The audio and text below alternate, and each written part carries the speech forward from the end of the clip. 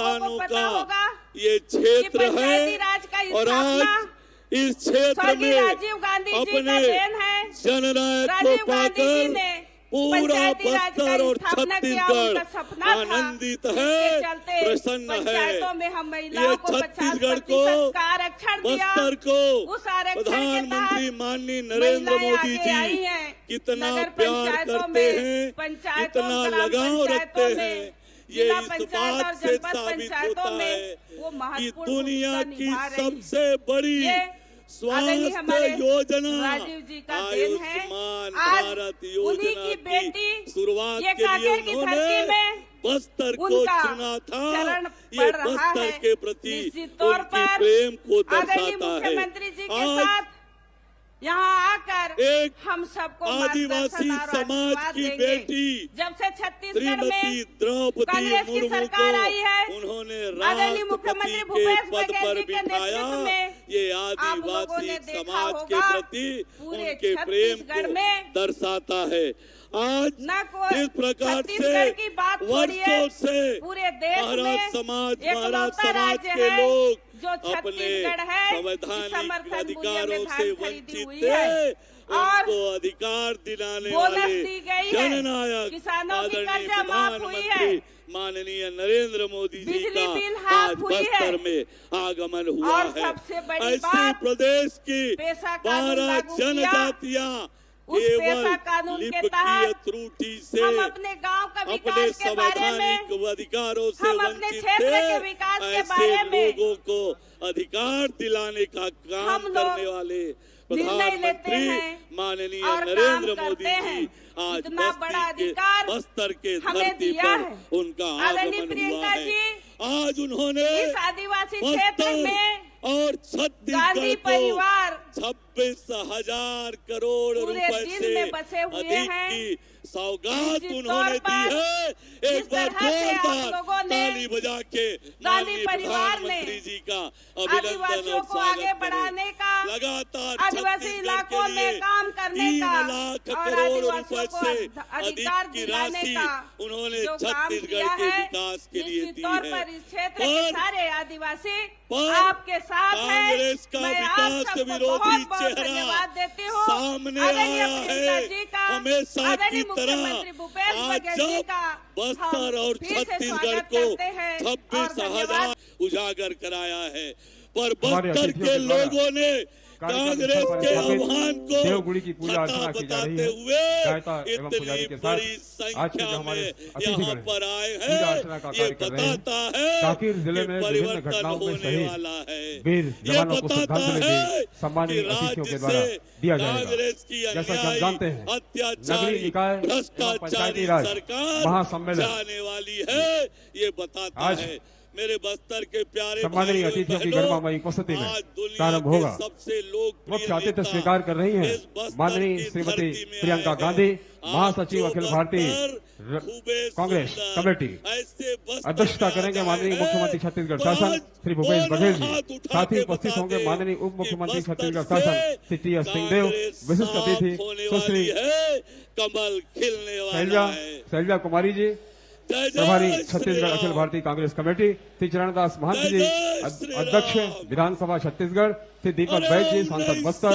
और साथ ही साथ छत्तीसगढ़ के सम्माननीय मंत्रीगण छत्तीसगढ़ शासन के श्री ताम्रध्वज साहू, श्री रविंद्र चौबे जी, श्री मोहम्मद अकबर जी, श्रीमती अनिला भेड़िया जी, डॉक्टर शिव कुमार डहरिया जी, श्री मोहन मरकाम जी, श्री जय सिंह अग्रवाल जी, विधायक त्रयी कांकेर जिला श्री शिशुपाल सोनी जी, श्री अनूप नाग जी, श्रीमती सावित्री मंडावी जी, अरुण बोरा विधायक दुर्ग और साथ ही साथ अमितेश शुक्ल विधायक रायपुर, राज्यसभा सांसद श्रीमती राम जी और इनके साथ ही साथ बड़ी संख्या में यहाँ पर जनप्रतिनिधि यहाँ पर उपस्थित हैं और आप सब यहाँ पर उपस्थित हैं जिन्होंने कार्यक्रम की गरिमा बढ़ाया हुआ है। मैं आप सभी का हार्दिक अभिनंदन करता हूँ कार्यक्रम में। और जैसा हम देख रहे हैं हमारे सम्मानीय अतिथिगण मंच के दाहिनी ओर विभिन्न विभागों के द्वारा स्टॉल लगाए गए देश के यशस्वी प्रधानमंत्री जिन्होंने हमारे छत्तीसगढ़ का एक एक दाना धान खरीदा है, जिन्होंने 40 करोड़ लोगों को आयुष्मान योजना दी है, जिन्होंने 12 करोड़ महिलाओं को गैस कनेक्शन देने वाले विश्व के सबसे ताकतवर नेता माननीय नरेंद्र मोदी जी हम सबके बीच में उपस्थित हैं। मैं माननीय नरेंद्र मोदी जी जिनको सुनने के लिए हम किया जा रहा है, मैं उनसे निवेदन करता हूँ कि आए और हम सबको संबोधित करने के लिए। नरेंद्र मोदी जी जिंदाबाद, 312 करोड़ रुपए की नरेंद्र मोदी जी जिंदाबाद। कुल मिलाकर के 502 कार्य आज भूमि पूजन एवं लोकार्पण इनका किया जा रहा है। 859 करोड़ रुपए है। छत्तीसगढ़ सरकार के द्वारा कांकेर जिले को जो ये सौगात दी जा रही है, इसका मैंने अभी इसकी जानकारी आपको दी और अब मैं बता रहा हूँ, आप देख रहे हैं कि मंच के दाहिनी ओर विभिन्न विभागों के द्वारा छत्तीसगढ़ सरकार के द्वारा पूरे प्रदेश में जो विभिन्न विभागों के द्वारा जन कल्याणकारी योजनाएं चल रही हैं, इन योजनाओं का प्रदर्शन स्टॉल के माध्यम से किया गया है। आज के हमारे जो सम्मानित अतिथिगण हैं, सभी स्टॉल में जाकर वो अवलोकन करेंगे और साथ ही स्टॉल में विभागों से संबंधित हितग्राहियों को सामग्री और चेक का भी वितरण इनके द्वारा किया जाएगा। सबसे पहले हम देख रहे हैं कि स्टॉल लगा हुआ है, ये नक्सल प्रभावित क्षेत्र है, इसमें कनेक्टिविटी क्रांति लाने की कोशिश की जा रही है। पुलिस विभाग, लोक निर्माण विभाग, सेतु विभाग, प्रधानमंत्री ग्राम सड़क, ये इनके द्वारा स्टॉल लगाया गया है। पहला स्टॉल संवेदनशील जो नक्सल प्रभावित क्षेत्र है, इसमें ब्रिज एवं सड़क निर्माण का प्रदर्शन मॉडल तथा फिल्म के माध्यम से किया गया है। इतना प्यार दिया है, सुरक्षा देने वाले पुलिस बल, इतने आशीर्वाद दिए हैं, भेंट भी हमारे अतिथियों के द्वारा किया जाएगा। बस्तर फाइटर में कांकेर जिले से चयनित मैं इसका शब्दों में वर्णन नहीं कर सकता। शिक्षा के बढ़ते कदम एवं रोजगार, शिक्षा विभाग, आदिवासी विकास विभाग और कौशल विकास विभाग का संयुक्त यह स्टॉल है। और बलिराम कश्यप जी की याद न आए, निःशुल्क कोचिंग के कभी माध्यम हो से नहीं सकता। नीट तथा जेई की परीक्षा में चयनित अगर होकर सच्चे देश अर्थ में एवं प्रदेश के सर्वश्रेष्ठ कॉलेजों में को समझना, छात्र छात्राओं से क्योंकि मैं भेंट यहाँ संगठन आज का हमारे काम सम्माननीय करता अतिथियों के द्वारा किया जाएगा। सेजस भानु प्रतापपुर हर के इलाके में भव्य स्कूल जाता भवन के मॉडल का अवलोकन एवं बहुत समय लोकार्पण मैंने यहाँ तथा बिताया सेजस के प्रतिभावान और छात्र मुझे छात्राओं से भेंट भी करेंगे। वो पूरे शिक्षा बस्तर को गुणवत्ता समझना, हेतु सुघर पढ़ैया योजना आदिवासी की मॉडल का समाज को प्रदर्शन समझना, स्टॉल में किया गया है। यहाँ समाज की जनजाति समस्याओं को तथा विशेष समझना। पिछड़ी जनजाति के स्वास्थ्य बलिराम सेवा जी में कश्यप जी नियोजित युवक एक युवतियों प्रकार से से भेंट मेरे गुरु हमारे की तरह अतिथिगण काम करेंगे। करते थे। मुख्यमंत्री कौशल विकास योजना के माध्यम से जिले में नियोजित युवक युवतियों से भेंट एवं रोजगार के नियुक्ति पत्र का मेरा वितरण भी निरंतर इस साल में प्रयास है किया जाएगा। राष्ट्रीय आपके साधारण इस आशीर्वाद को छात्रवृत्ति परीक्षा में जो यहाँ छात्र उत्तीर्ण हुए हैं, ये छात्र भी आज यहाँ पर विकास स्टॉल में करके उपस्थित हैं। लौटाऊं। हमारे सम्माननीय अतिथि उनसे भेंट दिन भी करेंगे, रात मुलाकात भी परिश्रम करेंगे करके और संवाद भी करेंगे। आपकी इसके सेवा बाद हम करके देखेंगे कि बेहतर ये स्वास्थ्य कर्ज सुविधाएं मैं चुका उपलब्ध कराने के लिए स्वास्थ्य विभाग और मेरे चिकित्सा परिवारजनों, महाविद्यालय इनका संयुक्त स्टॉल कांग्रेस लगाया गया के है। कांकेर जिले में हमर ले वर्ष में के हब एवं स्कोप मॉडल का शुभारंभ की जो फिल्म के हालत माध्यम कर से दी है, ये प्रस्तुति स्टॉल में उसे पूरा दी जाएगी देश देख और रहा है। हमारे सम्माननीय अतिथिगण इसका अवलोकन के करेंगे। विधायकों मलेरिया मुक्त बस्तर के और मॉडल मंत्रियों ने जो तथा कारनामे प्रभाव का यहाँ प्रदर्शन किए भी हैं, स्वास्थ्य विभाग के स्टॉल में किया गया उससे है। हर कोई इंदिरा त्रस्त गांधी है। स्मृति चिकित्सा महाविद्यालय तेलगड़ा चारों तरफ कांकेर के मॉडल का प्रदर्शन और साथ ही साथ भ्रष्टाचार डॉक्टर का खूबचंद बोलबाला बघेल है। स्वास्थ्य सहायता योजना अंतर्गत छत्तीसगढ़ में बड़ी राशि से लाभान्वित हितग्राहियों को अपराध भेंट भी यहाँ पर चरम किया पर जाएगा। है। जिला अस्पताल कांकेर में मिल रही हत्याओं विशेष के सुविधाएं मामले जैसे में एमआरआई का प्रदर्शन, मुख्यमंत्री छत्तीसगढ़ हाट बाजार क्लिनिक योजना के मॉडल का अग्रणी प्रदर्शन राज्यों में पहुंच चुका है।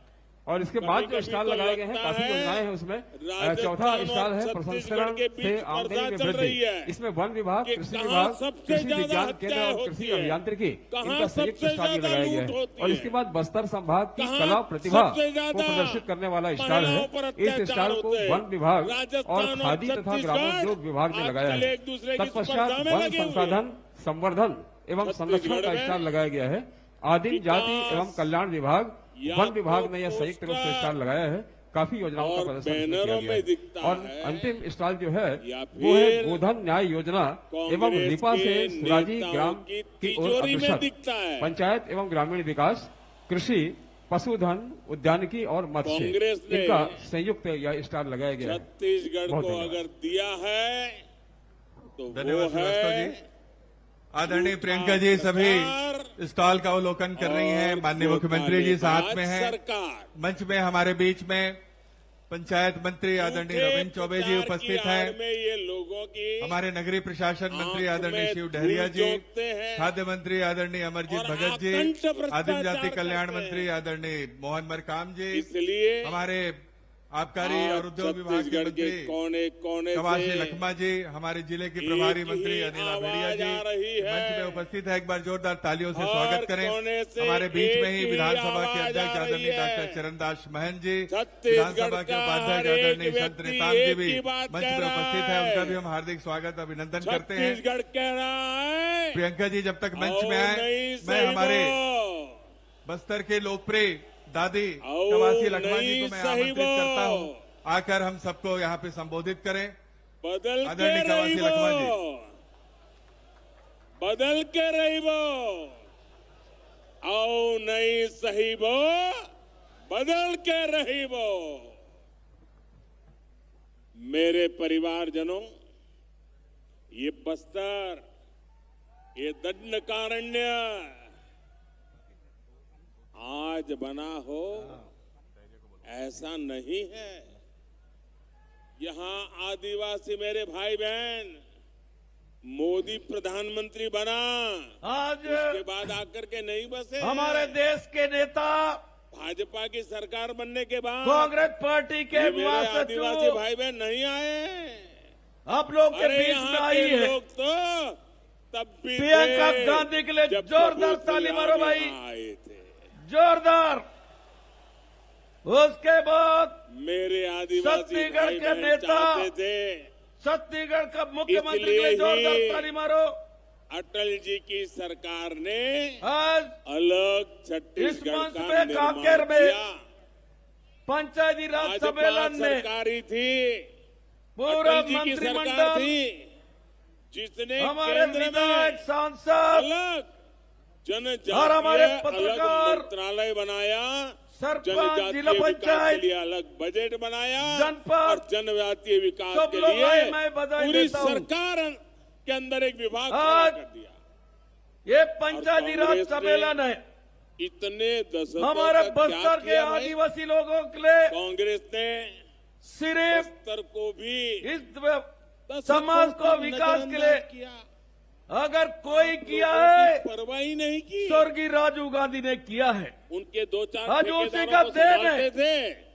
हम लोग जिला पंचायत में, जनपद में, तो उनकी गाड़ी चल जाती थी। मैं भी उनको आपकी परवाह ही नहीं थी। सरपंच रह के, ये भाजपा सरकार हर है, वार्ड मेंबर रह के, यहाँ मेडिकल कॉलेज, यहाँ तक एमएलए तक बने हैं। इंजीनियरिंग कॉलेज बनाए। कांग्रेस पार्टी भाजपा सरकार ने हमारे बस्तर के बारे में एजुकेशन सिटी पंचायती राज के माध्यम से उसको देखने गया था। हम लोग को सरपंच तक पहुंचने का काम किया। मैंने अपने जीवन और का उसके बड़ा साथ हिस्सा, ये मेरा श्रीमती सौभाग्य सोनिया रहा। गांधी का नेतृत्व का राजनीति सरकार, में आने से पहले जंगल मेरे जमीन का जीवन के पट्टा बहुत मनमोहन वर्ष सिंह सरकार ने किया है। मैंने आदिवासी उनका क्षेत्र में लाभ गुजारा। संपूर्ण मेरा आदिवासी तो समाज आपसे को पट्टा मिला है। सीधा नाता है, साथ दिल का में नाता है। कांग्रेस पार्टी ने जंगल जमीन मुझे का गर्व पट्टा के है साथ कि देश महात्मा की गांधी पहली नरेगा का काम आदिवासी महिला और राष्ट्रपति राजीव गांधी बनाने विद्युतीकरण का काम भी और अभी जो भाजपा पीड़ित को जो मिला मिल है। रहा है, ये सोनिया गांधी का आप देन है। जानते हर हैं, लोग को कार्ड में सवाल मिल रहा है। कांग्रेस की तुलना में हिंदुस्तान के पहला सरकार है, भूपेश भाजपा बघेल का सरकार, सबको राशन कार्ड में सवाल देने वाला, और हिंदुस्तान के पहला सरकार है बजट देती है। हमारे गोबर खरीदने वाले अगर वो 1 रुपया और देते यहाँ थे के तो हम नौजवान 5 रुपया लोग को देते। बेरोजगारी 100 रुपया भत्ता देते थे देने तो वाला 500 रुपया हिंदुस्तान के देते। पहला भूपेश बघेल का सरकार है। भाजपा सरकार उसके ने साथ हमारे 15 लोगों को नवंबर राहुल गांधी यही यानी कांकेर में आके बोला था भगवान कर्जा बिरसा माफी मुंडा होगा, के जन्म दिवस 10 को दिन के अंदर कर्जा माफी होगा। जनजातीय गौरव राजीव गांधी, दिवस राहुल घोषित गांधी किया। जी अगर भूपेश हमारी बघेल को सरकार शपथ दिलाने के बाद दिल्ली नहीं पहुंचा था, आदिवासी सेनानियों 2 घंटा में कर्जा माफ और करने वाला भूपेश बघेल का क्रांतिवादियों को पहला समर्पित सरकार है। उसी आधार पर 2500 रुपया दान खरीदी, इस साल 2600 खरीदी किए। आने वाला समय में आप लोगों को फिर 2800 रुपया दान खरीदी होगा। 15 क्विंटल तक 20 क्विंटल दान खरीदी करने वाला हिंदुस्तान का पहला सरकार है। तो इसलिए मैं ज्यादा नहीं बोलकर, एक सरकार जब नरेंद्र मोदी था, नरेंद्र मोदी आज पिछले 15 साल में भारतीय जनता पार्टी का सरकार थी। आदिवासी लोगों को जर्सी गाय देंगे, आदिवासी लोगों को नौकरी देंगे, एक झूठ बोला है रमन सिंह। रमन सिंह बोलता है जिले गाड़ी से नहीं, लंदन से डीजल मिलेगा, बाड़ी से। ये पूरा रस्ता जो लगाया उससे भी तुम्हारा बाड़ी में डीजल मिल रहा है क्या? रमन सिंह के बाड़ी में डीजल मिलता है क्या? नरेंद्र मोदी बोला था कि 15 लाख देंगे, 15 पैसा नहीं दिया। 2 करोड़ लोगों को नौकरी देंगे, नहीं मिला है। मैं और लोग बोलेंगे हमारा नेता लोग का बाजार चुनना है, लेकिन अभी चुनाव हो रहा है। पिछले चुनाव में 12 का 12 सीट कांग्रेस पार्टी सोनिया गांधी राहुल गांधी को दिया है। इस समय भी देवगुड़ी से लेकर गोटू तक तेंदुपत्ता का 4,000 रुपया देने वाला हिंदुस्तान का पहला सरकार है। मेरा पूरा उम्मीद है बस्तर के लोगों को 12 का 12 सीट जिताना है। यही आशा के साथ सब लोग को चुनना है। मैं बहुत बहुत धन्यवाद करता हूँ। नेहरू गांधी परिवार बस्तर को हमेशा देखने वाला पार्टी है, मात्र कांग्रेस पार्टी है। हम लोग को आदिवासी लोग को आगे बढ़ाने वाला पार्टी है। धन्यवाद। जय हिंद, जय कांग्रेस, जय बस्तर। इतना बड़ा स्टील का कारखाना आपको मिला है, दादी का आवाज थोड़ा सा बैठ गया है, लगातार भाषण चल रहे हैं उनका।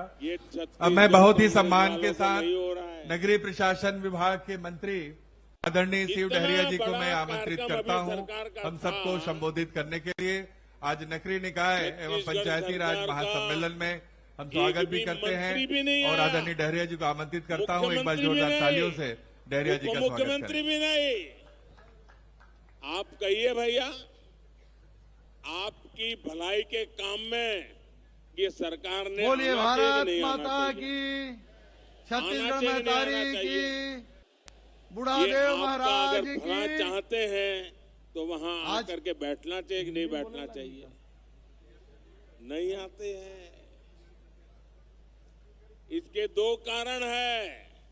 एक, हमारे उनको सरकार आज के नगरीय निकाय पंचायती राज के महासम्मेलन में कि उनके पास यहाँ उपस्थित समय ही नहीं है, सरकार बचाने में लगे हैं। नेता आदरणीय प्रियंका गांधी जी। दूसरा कारण है हमारे प्रभारी आदरणीय कुमारी शैलजा जी, हमारे अगर मोदी नेता हमारे सियान हमारे प्रदेश के यशस्वी मुख्यमंत्री भाई भूपेश बघेल जी, कोई आकंठ भ्रष्टाचारी मोदी से आंख नहीं मिला सकता है। आदरणीय टी.एस. सिंहदेव जी, और इसलिए मंच में उपस्थित वो आने हमारे से डरते हैं, विधानसभा के अध्यक्ष डॉक्टर चरणदास महंत जी, हमारे वरिष्ठ मंत्री आदरणीय रविंद्र चौबे जी और डाडी कवासी लखमा जी, आदरणीय अमरजीत भगत जी, मोहन मरकाम जी, हमारे ये स्टील का कारखाना बहन अनिला भेड़िया जी, आदरणीय हमारे राज्यसभा के सांसद बहन फूलोदेवी नेताम जी, हमारे राष्ट्रीय सचिव राजेश तिवारी जी, आप सभी सम्मानित विधायक मन बैठे से कर रहे थे। हमारे निगम मंडल के अध्यक्ष बने हमारे कांग्रेस पार्टी के नाते मीटिंग में अध्यक्ष आदरणीय दीपक बैज जी और पूरा के मुख्यमंत्री के नाते आते थे। प्रदेश के पदाधिकारी मीटिंग में के हमारे कांकेर के बस्तर के सबो क्षेत्र सहाय हमारे पंचायती राज के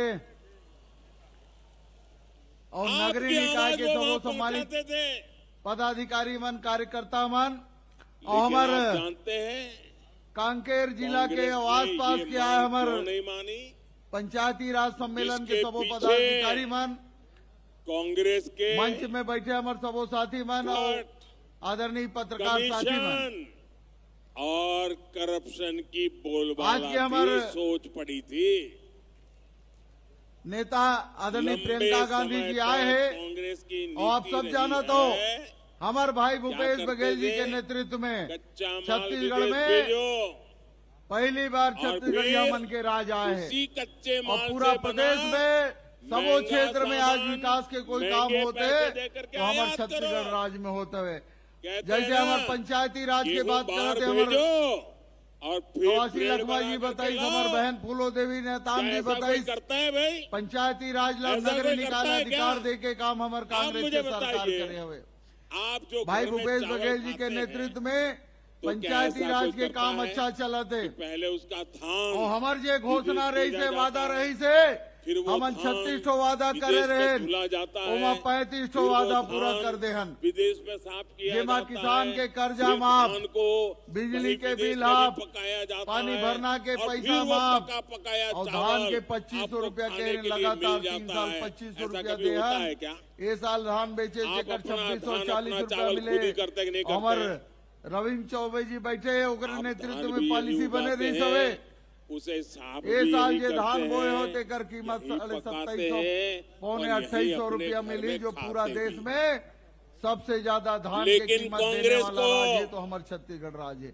तो एक बार ताली उली बजाओ ना जी। में कट की कट हो जाती है, कमीशन नहीं मिलता है, इसलिए क्या किया पिछले सरकार के समय में ये हमारे चुनाव के समय राशन कार्ड बनाए और चुनाव के बाद राशन कार्ड कट जाते रही थे, लेकिन हमारे भूपेश बघेल जी के राज आए के बाद दुनिया सब राशन कार्ड देंगे। APL वाला ला भी दे हमारे बस्तर में है और BPL वाला ला भी दे।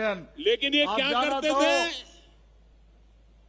कोरोना माता अगर ऐसे 2 साल बनाने के बजाय काम करे के अवसर तो 5 साल के दे रहे हो, लेकिन हम कोरोना के कारण 2 साल काम नहीं कर पाए, 3 साल के काम सरकार करे जिमा पूरा प्रदेश के विकास के सबसे ज्यादा काम हुए हुए। हमारे सरकार आए के बाद राशन कार्ड सबों दे, APL वाला ला भी दे, फूल रियायती दर में दे जाओ। ये राशन कार्ड कटैया रही से पुराना मुख्यमंत्री ओकरोबर राशन कार्ड बना के भेजेंगे, तहुल जरूरत है कांग्रेस ने यहाँ से कच्चा माल राशन जाके ले सकता। और फिर हमार BPL वाला मन ला जब कोरोना काल आई वो दाढ़ी वाला बाबा जो ने जो टीवी में दिखे पत्रकार मन के आगू में नहीं आवे, कुछ नहीं मिला।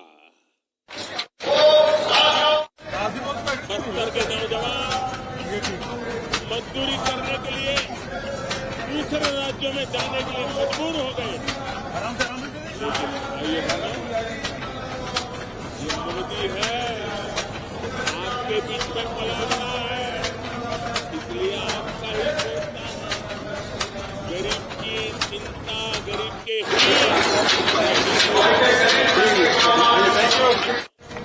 इसलिए दिल्ली में मुझे आपने सेवा करने का मौका दिया, हमने बस्तर में स्टील कारखाने का काम तेजी से किया। भाजपा सरकार ने लगभग 24,000 करोड़ रुपये स्टील के कारखाने पर लगाए। इससे क्षेत्र के 50-55 हजार साथियों को रोजगार मिलना तय हुआ। सरकार ने ये भी तय किया है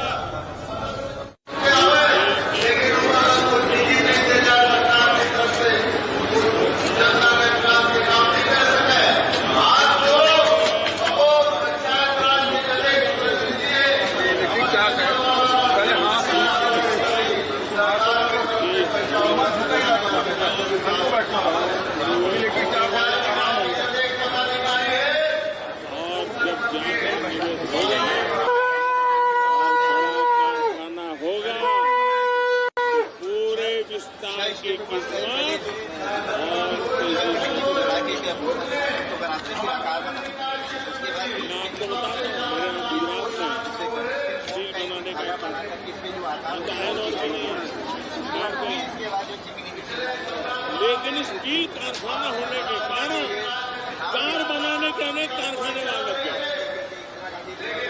गाड़ियां बनाने लगी, स्टील की उनको जरूरत थी, रास्ते मिल जाता था।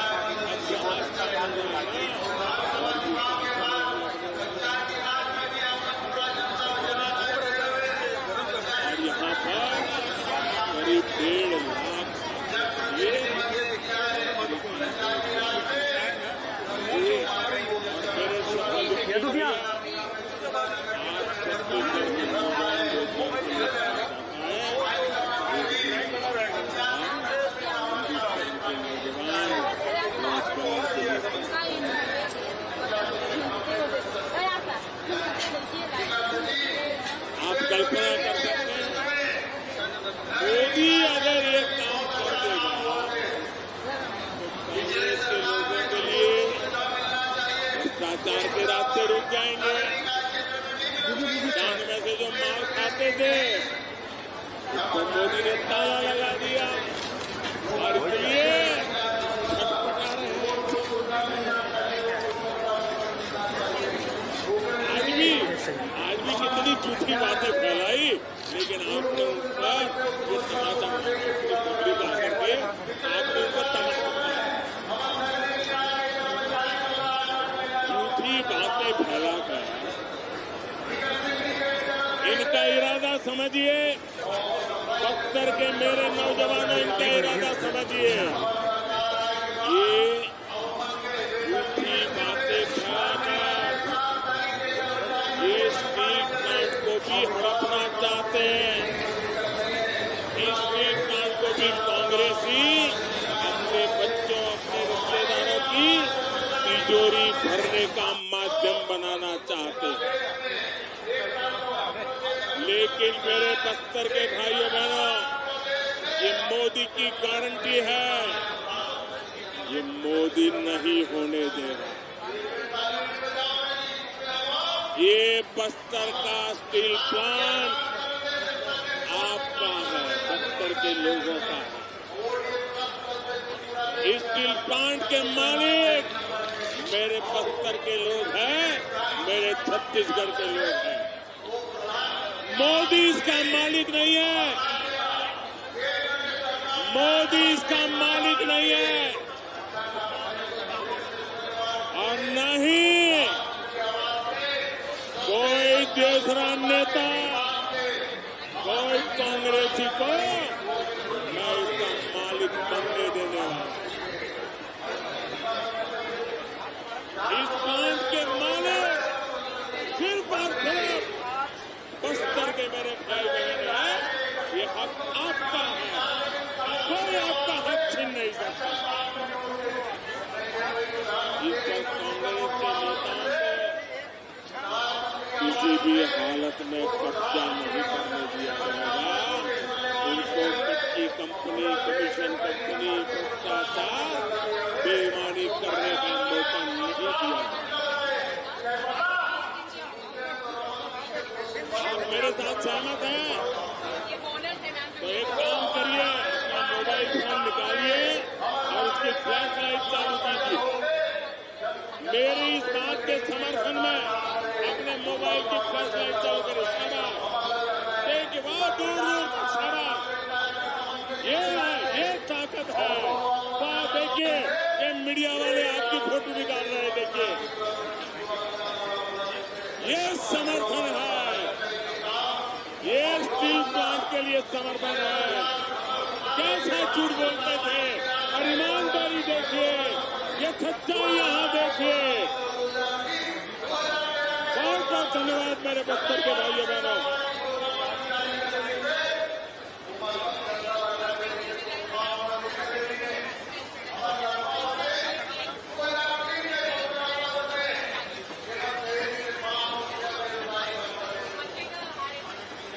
मेरे परिवारजनों, कांग्रेस का ट्रैक रिकॉर्ड दिखाता है कि उसे छत्तीसगढ़ के लोगों की परवाह नहीं है। उसकी प्राथमिकता सिर्फ और सिर्फ छत्तीसगढ़ की संपदा को लूटना है। छत्तीसगढ़ की खनिज संपदा को लूटने की कांग्रेस ने कोई कसर नहीं छोड़ी। यहाँ से जो भी खनिज निकलता था उसका लाभ कांग्रेस के राज में हमने बड़ा बदलाव। हमने डिस्ट्रिक्ट मिनरल फंड बनाने का फैसला, यानी जो भी खनिज यहाँ से निकले उसका एक हिस्सा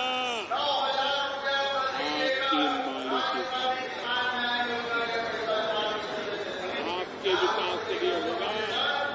ये खनिज मोदी की मालिकी की नहीं है, ये खनिज छत्तीसगढ़ की कांग्रेस सरकार की नहीं है, आपकी है।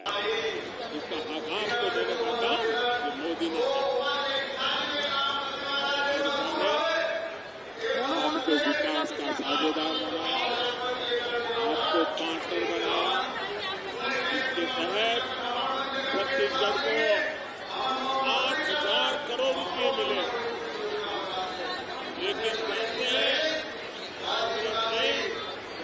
पैसे थे क्या किया? यहाँ की कांग्रेस सरकार ने इसमें भी घोटाला कर दिया है। साथियों, आपकी वनोपज के साथ कांग्रेस ने क्या किया ये भी आपने देखा है। वनोपज तो हमारे जनजातीय समाज के आर्थिक जीवन का बहुत बड़ा हिस्सा है, लेकिन जब तक दिल्ली में कांग्रेस सरकार थी तब तक ये लोग सिर्फ 10-12 वन उपजों पर ही MSP देते थे। आज जो नौजवान हैं उन्हें ये पता होना चाहिए कि उनके माता पिता, दादा दादी, नाना नानी तो कांग्रेस ने नमक से ठगा है, नमक से ठगा। ये आज के नौजवानों को मैं बताता हूँ, चिरंजी जैसे बहुमूल्य वन उत्पाद हमारे आदिवासी परिवार इकट्ठा करते थे, बोरा बोरा लेकर हाट बाजार पहुंचते थे, वहां उन्हें 2-4 किलो नमक देकर ही आ जाता था।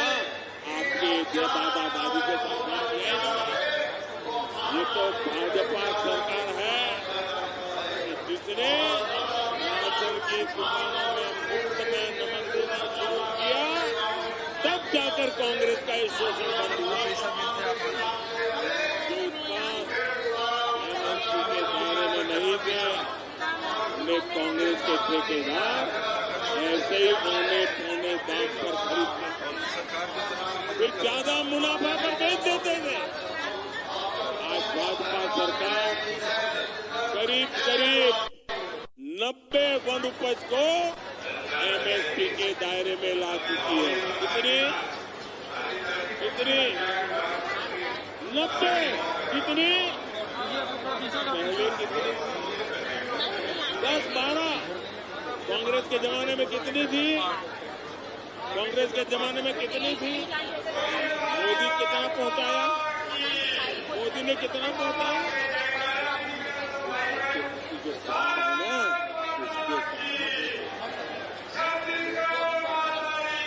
भाजपा सरकार ने वन धन केंद्र बनाकर वन उपज के बेहतर दाम देने का आस्था किया। आज छत्तीसगढ़ के हजारों आदिवासी भाइयों को वन धन केंद्रों में रोजगार मिला है। साथियों, कांग्रेस की सरकार ने यहाँ तेंदुपत्ता संग्राहकों के साथ क्या किया ये भी आप अच्छी तरह जानते हैं। भाजपा सरकार ने तेंदुपत्ता के काम से जुड़े परिवारों के लिए जो भी कल्याणकारी कार्यक्रम बनाए थे वो कांग्रेस ने बंद कर दिए। बोनस कभी मिलता है, कभी नहीं मिलता, मिलता है, कम मिलता है, और पाना है तो कांग्रेस वाले का कुर्ता पकड़ के जाना पड़ता है, उसके जेब में कुछ डालना पड़ता है। तेंदुपत्ता की खरीदी कभी होती है, कभी नहीं होती है। आदिवासियों का ऐसा सोचा अब छत्तीसगढ़ में नहीं चलेगा। जैसे ही यहाँ भाजपा सरकार बनेगी वैसे ही तेंदुपत्ता संग्राहकों के लिए के पहले की तरह ही बेहतर व्यवस्था बनाई जाएगी। प्रदेश कांग्रेस कमेटी के अध्यक्ष भाई दीपक बैज जी, आदरणीय रविंद्र चौबे जी, मोहम्मद अकबर जी, कवासी लखमा जी, सी डहरिया जी, जयसिंह जी, गुरुरुत कुमार जी, उमेश पटेल जी, अनिला भेड़िया जी, अमरजीत भगत जी, मोहन मरकाम जी, संत नेताम जी, राजेश तिवारी जी, आदरणीय सावित्री मंडावी जी, शिशुपाल सोरी जी, श्री नेताम जी, शंकर ध्रुवा जी, आदरणीय हेमार निसार जी, हेमंत ध्रुव जी, वीरेश ठाकुर जी, और साथ ही प्रदेश भर के आए हमारे विधायकगण, निगम मंडल के सभी अध्यक्षगण, जिला कांग्रेस कमेटी के सभी अध्यक्ष और प्रदेश के पदाधिकारीगण, उपस्थित मंचस्थ सभी हमारे साथीगण, पंचायती राज और नगरीय निकाय से जुड़े सभी हमारे जनप्रतिनिधिगण, उपस्थित भाइयों बहनों, युवा साथियों, सभी अधिकारीगण और पत्रकार साथियों, सबों पंच सरपंच, पार्षद, सभापति, अध्यक्ष, महापौर और कांकेर जिला के सब्बो निवासी मल्ल, जय जोहार, राम राम, नमस्कार। आज कांकेर में नगरीय निकाय और पंचायती राज सम्मेलन हो थे। आप सब ल मालूम है, एक समय रही से कि देश में जनप्रतिनिधि के नाम से केवल 5000 व्यक्ति रही से, या तो सांसद रही से, राज्यसभा सदस्य रही से, विधायक रही से, एमएलसी रही से। 5000। राजीव गांधी जी केस कि यहां 2 करोड़ अधिकारी कर्मचारी मन हैं, जनप्रतिनिधि केवल 5000। कैसे नियंत्रण होई, कैसे एकर जनता के भागीदारी होई, और भी पाके पंचायती राज ला अनिवार्य करे के काम। पंचायती राज चुनाव पहली होत रही से, लेकिन मुख्यमंत्री मन कबू अकाल के नाम से, कबू विशेष परिस्थिति के नाम से पंचायत के और नगरीय निकाय के चुनाव मतलब टाल देत रही से। लेकिन 73वें 74वें संशोधन करके ये तय किएगी कि यदि कोनो पंच के या इस्तीफा दे थे या मृत्यु हो थे या कोई भी पंचायती राज या नगरीय निकाय के, तो 6 महीना में जैसे विधायक और सांसद मन के चुनाव होते, वही प्रकार से पंचायती राज में भी चुनाव हुई, नगरीय निकाय में चुनाव हुई। और साथ ही साथ 1/3 महिला मल्ल आरक्षण दे के व्यवस्था।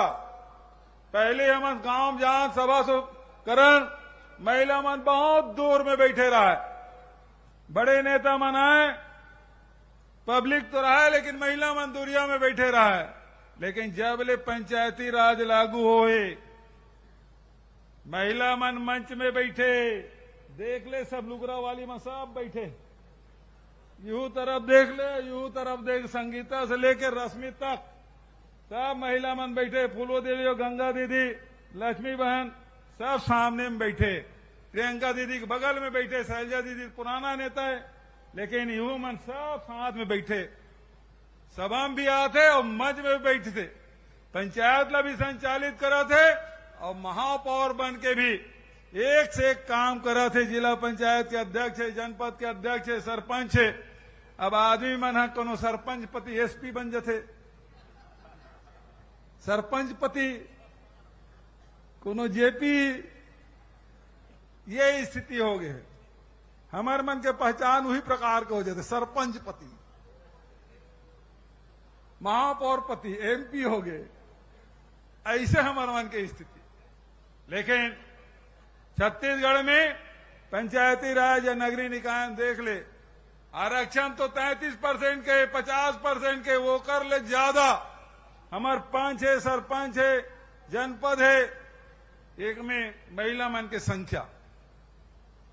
तो महिला मन हमेशा आगे बढ़ाए के काम कांग्रेस पार्टी करे है। हमें प्रियंका दीदी बताना चाहता हूं कि अभी जिन मतदाता सूची अभी परम दिन प्रकाशित, परसों प्रकाशित हुई थे, उनमें 57 विधानसभा में महिला मतदाता ज्यादा है छत्तीसगढ़ में।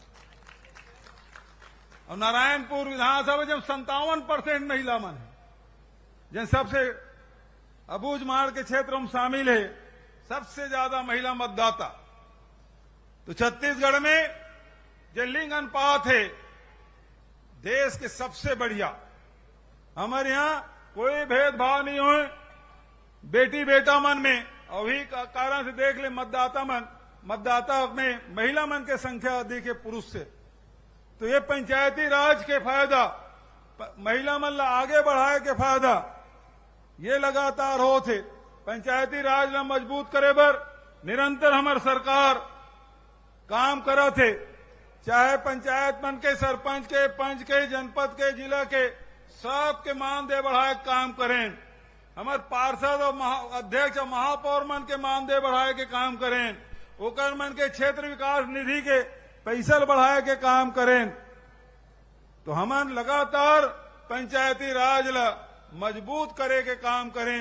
उसी प्रकार से पैसा के नियम अभी चौबे जी कहा से पैसा नियम बनाए 1996 के लागू है। नियम बने, कानून बने तो 96 से, लेकिन लागू अभी पिछले साल हुई। 15 साल ले रमन सिंह ला मौका मिले, लेकिन पैसा कानून लागू नहीं करे रही से। वो तो आदिवासी मन के जमीन लुटवाए में लगे रही से। 1 लाख एकड़ से अधिक जमीन आदिवासी मन के छीन ले गई से। ये तो कांग्रेस के सरकार है, आपके सरकार है। लोहांडी गुड़ा में आदिवासी जमीन जिन ले गिरी से उद्योग लगाए बर वो वापस कराए काम लग कोनो करे है तो कांग्रेस के सरकार करे है। और जैन पट्टा इंदिरा जी बांटे रही से और रमन सिंह वो छीन ले रही से वो वापस देवाए के काम राहुल गांधी जी के हाथ से अमन करा रहे हैं। आप सब लोहांडी गुड़म उपस्थित रहे, आप सब होकर गवाह। लगातार बस्तर में विकास के काम छत्तीसगढ़ सरकार के द्वारा हो थे, चाहे ऋण माफी के बात हो, चाहे 2500 रुपये क्विंटल में धान खरीदी के बात हो, 4000 प्रति मानक बोरा के दर से तेंदू पत्ता खरीदे के बात हो, चाहे 7 से बढ़ा के 67 लघु उपज खरीदे के बात हो, चाहे नरवा गरवा घुरुआ बारी के माध्यम से वाटर रिचार्जिंग करे के बात हो, चाहे गौठान निर्माण के माध्यम से केवल गोबर खरीदे भर के काम नहीं बल्कि वर्मी कंपोस्ट के साथ हमारे 18,000 से अधिक महिला समूह मन के माध्यम से 2 लाख महिला दीदी मन ला रोजगार मिला थे।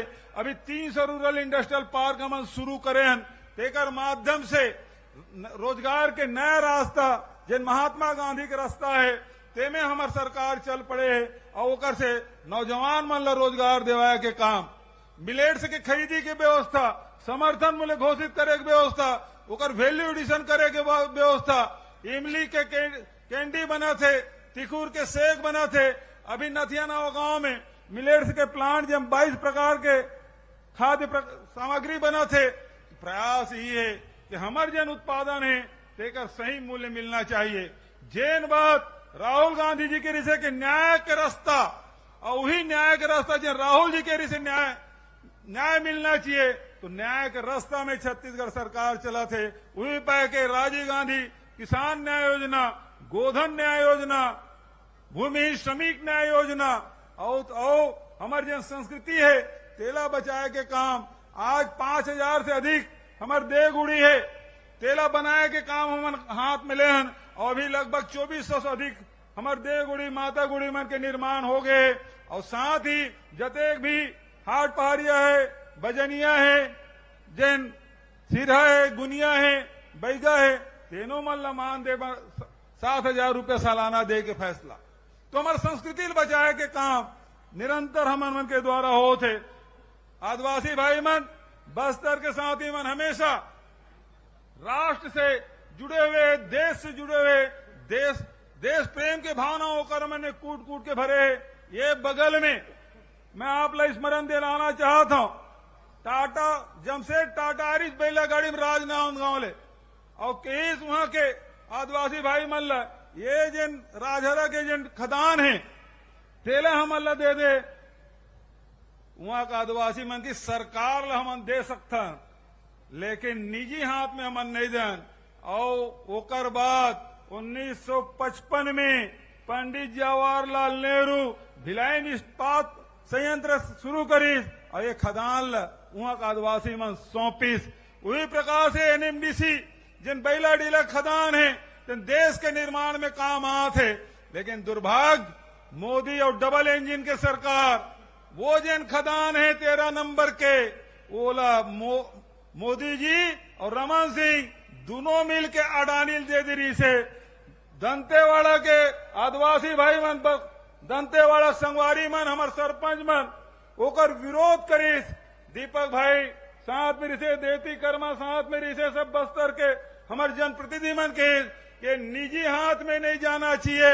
और आज मोला बताते हुए प्रसन्नता होते कि आप मन के लड़ाई और कांग्रेस के सरकार दोनों मिलके ये डबल इंजन के सरकार जन अडानी जेरिस खदान आज वापस करवा दे हैं, पिछले अगस्त महीना वापस हुए। और ये मंच के माध्यम से मैं कहना चाहता हूं, बस्तर के साथी मल्ल में प्रणाम करना चाहता हूं। दोनों जगह प्रधानमंत्री गए हुई, आज तक के वो इलाका बंद नहीं हुए, लेकिन मोदी जी नगर नारला बेच निजी हाथ में देवे तो बस्तर के साथ ही भी तो साथ नहीं दे। और 3 अक्टूबर के पूरा बस्तर बंद, एक और बस्तर के सब साथी मल्ला मैं हृदय से धन्यवाद देता हूं कि भले हम कमजोर हैं, प्रधानमंत्री बहुत ताकतवर है, लेकिन यदि बात यदि सम्मान में आ जाए तो टकराए वर हमन नहीं छोड़न। और बता दें बस्तर के साथी कि हमन ये नगर नारला बीकन नहीं दन। और ये मंच के माध्यम से प्रियंका जी और शैलजा जी की उपस्थिति में पूरा हमारे मंत्रिमंडल के साथी है, विधायक साथी मन है, जनप्रतिनिधि और संगठन के मन है, नगर नारला हमन बीकन नहीं दन। ये बात ला समझ ले। मोदी जी बहुत की ये बस्तर कह रहे नगर नार है, तेल उठा के लेक नहीं सकते हैं, लेक यही केवल स्टील प्लांट ला बस्तर कह रहे, लेकिन एक बार भी नहीं कही कि ये निजीकरण नहीं हुए, ये अडानी या उद्योगपति के हाथ में नहीं जाए, एक बार भी नहीं बोली। और मैं मंच के माध्यम से कहना चाहता हूं, विधानसभा में पूरा विधायक साथी मन, ये मंत्री साथ हमारे संगवारी मन विधानसभा में पारित करी कि नगर नार बिकना नहीं चाहिए। यदि ते नहीं चला सकत तो राज्य सरकार ला दे दे, हम चला ले। वो भिलाई स्टील प्लांट में बहुत जन इंजीनियर मन हावे, हमार अनुभवी इंजीनियर मन है, ओकर मन के माध्यम से स्टील प्लांट ला चलवा ले वो। लेकिन वाह मोदी जी उद्घाटन करे, झूठ बोल के चल दे। जैसे 2 करोड़ रोजगार मिली, झूठ बोले। जैसे 15 लाख रुपया सबके खाता में आए, झूठ बोले। जैसे किसान के आयल दुगुनी हुई कि झूठ बोल के गए। और आजकल वो धान खरीदी में मैं खरीदता हूं कैसे भाई,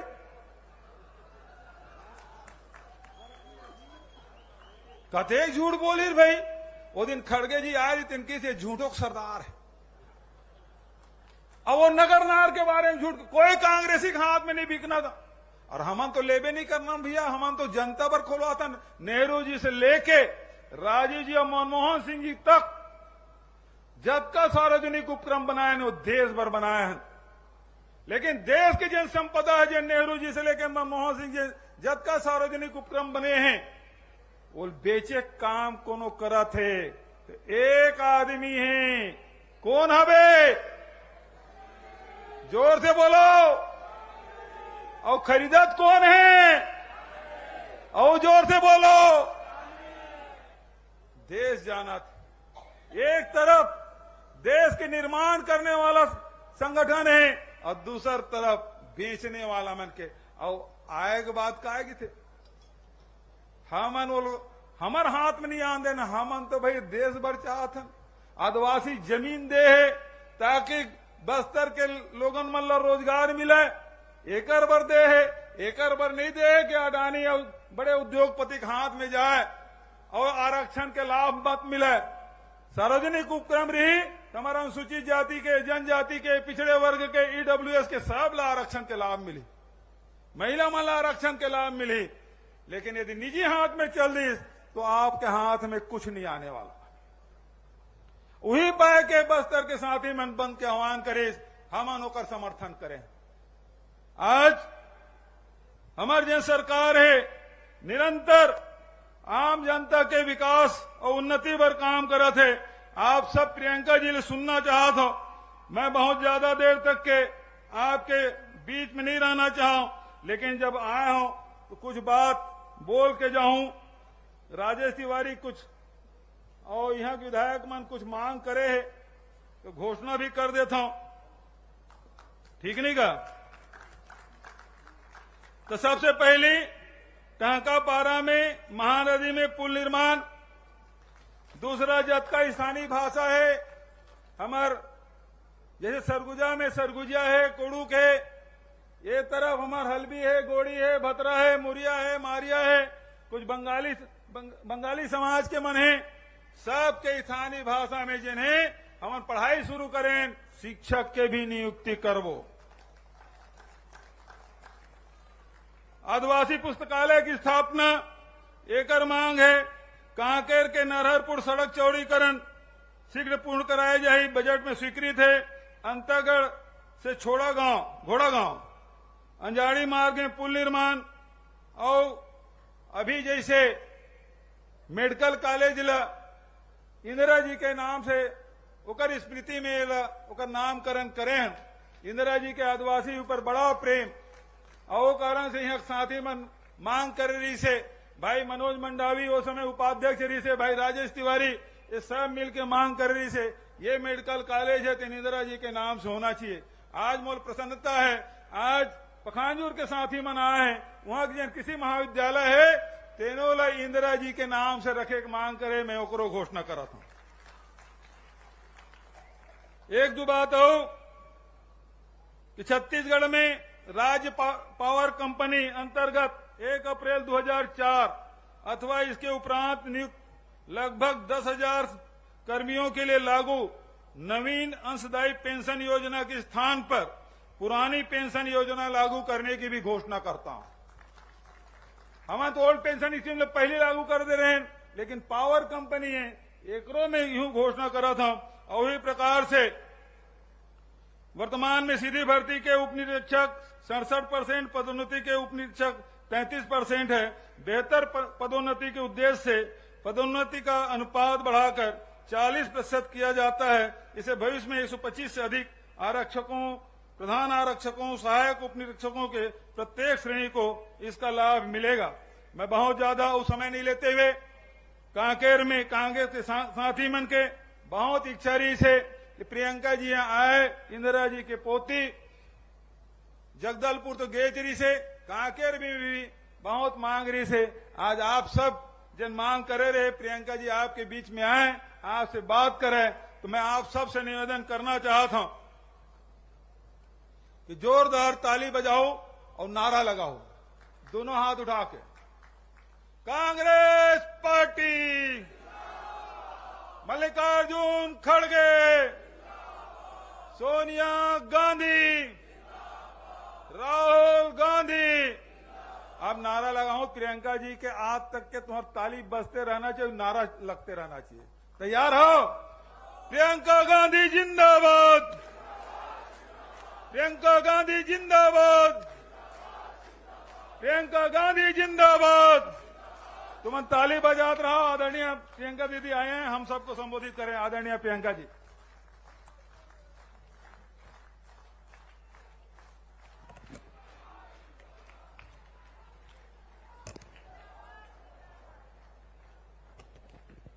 सब भैया बहनी, दीदी दाई मनला जौहर।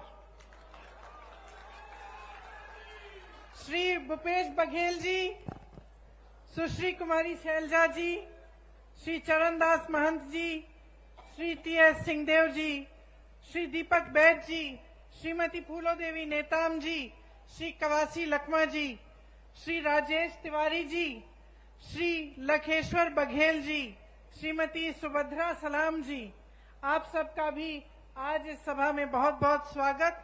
कांग्रेस के सभी नेतागण, सरकार के सभी मंत्रीगण, मेरे कार्यकर्ता बहनों और भाइयों, आप सबका भी इस सभा में बहुत बहुत स्वागत। यहाँ मौजूद सभी सरपंच, पार्षद, जिला पंचायत सदस्य, अध्यक्ष और महापौर, विधायक, मंत्री, सभी का बहुत बहुत स्वागत। आप सबको बहुत बहुत नमस्कार। मां कांकेश्वरी जी की जय, मां शिवानी जी की जय, छत्तीसगढ़ महतारी जी की जय। आज यहाँ खड़े हुए हमें उन महापुरुषों की याद आती है जिन्होंने हमारी आजादी की लड़ाई लड़ी। ये धरती स्वतंत्रता सेनानी इंद्रू केवट जी, सुखदेव पातर हलबा जी और कंगलू कुम्हार जी की है। ठाकुर राम प्रसाद पोटाई जी की धरती है, जिन्होंने संविधान सभा के सदस्य होने के नाते बाबा साहेब के साथ पिछड़ों और वंचितों के अधिकार दिलाए। ये पंचायती राज का सम्मेलन है। महात्मा गांधी जी के से लेकर राजीव गांधी जी तक पंचायती राज का जो सपना था उसको साकार करने का कार्य कांग्रेस ने किया। 33% महिला आरक्षण पंचायतों में भी कांग्रेस पार्टी की सरकार ने किया। देखिए, जैसे बघेल जी ने कहा, एक समय था जब जनप्रतिनिधि की संख्या बहुत कम थी, तो उससे क्या होता था कि जितने निर्णय लेने थे वो सब एक जगह केंद्रित हो जाते। वही 5000 लोग पूरे देश के लिए छोटे से बड़ा सा बड़ा निर्णय ले सकते थे। तो कई ऐसे कार्य होते थे जिनको होने में बहुत समय लगता था। कई ऐसे कार्य भी होते होंगे जिनकी जरूरत ही नहीं थी। कई ऐसे कार्य होते थे जिनकी जरूरत थी लेकिन समय लगता था। दिल्ली जाना पड़ता था या रायपुर जाना पड़ता था या कहीं और आपके जिले में जाना पड़ता था अगर गांव का कार्य होता था। तो जब पंचायती राज की बात हुई तब मंशा ये थी कि लोकतंत्र को जन जन तक पहुंचना चाहिए। इसका मतलब है कि जो गांव का विकास है, जो गांव का कार्य है, उसका निर्णय गांव में ही होना चाहिए। आज आप सब यहाँ बैठे हैं, आप सब जमीनी लोग हैं। सबसे ज्यादा अच्छी तरह कौन जानता है कि गांव की जरूरतें क्या हैं, गांव के विकास के लिए क्या अच्छा रहेगा, कौन सा काम पहले करना चाहिए, किसकी ज्यादा जरूरत है, ये आप सब जानते हैं और आपसे बढ़कर कोई नहीं जानता। आज आपके हाथों में सत्ता है। आज पैसा सरकार आपके हाथों में भेजती है ताकि आप ये निर्णय ले सकें और गांव में आप खुद काम करा सकें। तो ये छोटी बात नहीं है, बहुत बड़ी बात है कि लोकतंत्र की नींव, इस देश की जितनी भी व्यवस्था है उसकी नींव आज पंचायतों में, गांव में, नगर पालिकाओं में है। तो आपकी जो जिम्मेदारियां हैं वो बहुत बड़ी जिम्मेदारियां हैं और मैं जानती हूं कि इन जिम्मेदारियों को आप बहुत निष्ठा के साथ पूरा करते हैं। यहाँ पे लिखा है छत्तीसगढ़ सरकार भरोसे की सरकार। भरोसा करते हैं आप इस सरकार में? जोर से बोलिए, करते हैं? क्यों करते हैं? हाँ? देखिए, भरोसे को बनने में समय लगता है। भरोसे को बनने में ये होना जरूरी है कि आपको दिखे। आप किसी के साथ दोस्ती भी कर लो, नई दोस्ती है, एकदम भरोसा नहीं बनता, समय लगता है। कहीं आपको कोई समस्या आ गई आपके घर में, उस दोस्त ने मदद कर ली तो भरोसा बनना शुरू होता है। कहीं सबने आपके बारे में कुछ गलत कह दिया, वो दोस्त खड़ा हो गया, उसने कहा नहीं वो ऐसा नहीं है, मेरा दोस्त है, तो आपका भरोसा बनता है कि नहीं। तो सरकार के साथ भी अनुभव से ही भरोसा बनता है। और अनुभव किस चीज का होता है? निष्ठा का होता है। आप देखते हैं कि यह सरकार हमारे लिए काम कर रही है। क्या इस सरकार के लिए जनता सर्वोपरि है कि नहीं? क्या इस सरकार में ऐसे मंत्री हैं, ऐसे लोग हैं जो सबसे पहले अपना फायदा देखते हैं या सबसे पहले जनता का फायदा देखते हैं?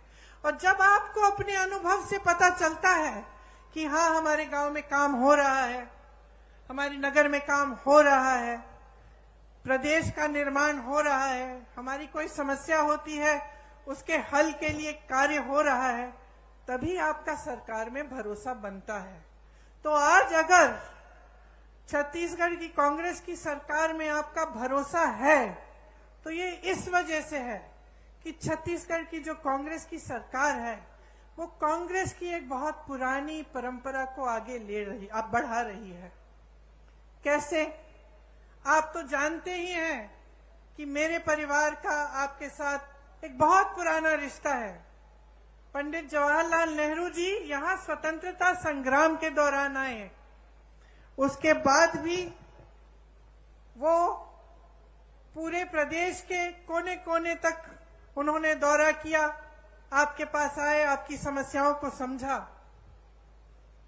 इंदिरा जी 1972 में बस्तर में आई थी, शायद आपने भी एक फोटो देखी हुई होगी जिसमें वो नाच रही हैं कुछ आदिवासी बहनों के साथ। तो आपको याद है कि मेरे पिता और मेरी माता जी भी काफी बार बस्तर आए, आपके घरों में गए, गांव में गए, आपकी समस्याओं को समझने की उन्होंने कोशिश की। और सिर्फ मेरे परिवार के सदस्यों ने नहीं, लेकिन कांग्रेस के जितने भी नेता रहे, उन्होंने हमेशा ये प्रयास किया कि आपको समझें, आपकी समस्याओं को समझें और गहरी तरह से उनको सुलझाने की कोशिश करें। इसीलिए आपका भरोसा, आपका रिश्ता मेरे परिवार के सदस्यों से बना, कांग्रेस पार्टी से बना और आज कांग्रेस की सरकार से बना है। आपको पता नहीं होगा शायद कि जब मेरी दादी इंदिरा जी यहाँ आई थी, तब स्वामी आत्मानंद जी से उन्होंने कहा था कि हम यहाँ का विकास कराएंगे और यहाँ के बच्चों को शिक्षित कराएंगे। तो आप ये इस बात का मिसाल कि कांग्रेस पार्टी की पुरानी परंपरा को आज कायम रखने का काम हमारी सरकार कर रही है, यही मिसाल है कि इंदिरा जी ने उस समय कहा था, भूपेश बघेल जी आज कर रहे हैं। स्वामी आत्मानंद जी के नाम से जिले जिले में नए विद्यालय खोले हैं। यहाँ मैं स्टॉल में गई तो मैं कुछ बच्चों से मिली, कितना गर्व होता है, मुझे गर्व होता है, आपको तो और भी गर्व होता होगा कि यहाँ के बच्चे पढ़ाई कर रहे हैं, आगे बढ़ रहे हैं। किसी ने नीट की परीक्षा पास की है, किसी ने जी की परीक्षा पास की है। तो आपको कितना गर्व होगा कि आज जो आपके प्रदेश में सरकार है वो आपको आगे बढ़ाने का काम कर रही है। आज बस्तर एक अंतर्राष्ट्रीय नाम बन गया है, ब्रांड बन गया है। यहाँ एक मॉडल बना है मिलेट प्रोसेसिंग प्लांट का। ये एशिया का सबसे बड़ा मिलेट प्रोसेसिंग प्लांट है और इसमें विजन देखिए, ये बात देखिए कि ये बहुत आधुनिक चीज है एक तरह से, क्योंकि आजकल ये बात बहुत चल रही है कि जैसे मिलेट के जो पदार्थ हैं वो सेहत के लिए बहुत अच्छे हैं। पूरी दुनिया भर में लोग इसकी डिमांड कर रहे हैं और एशिया में सबसे बड़ा प्लांट कहाँ है? यहाँ बस्तर में है।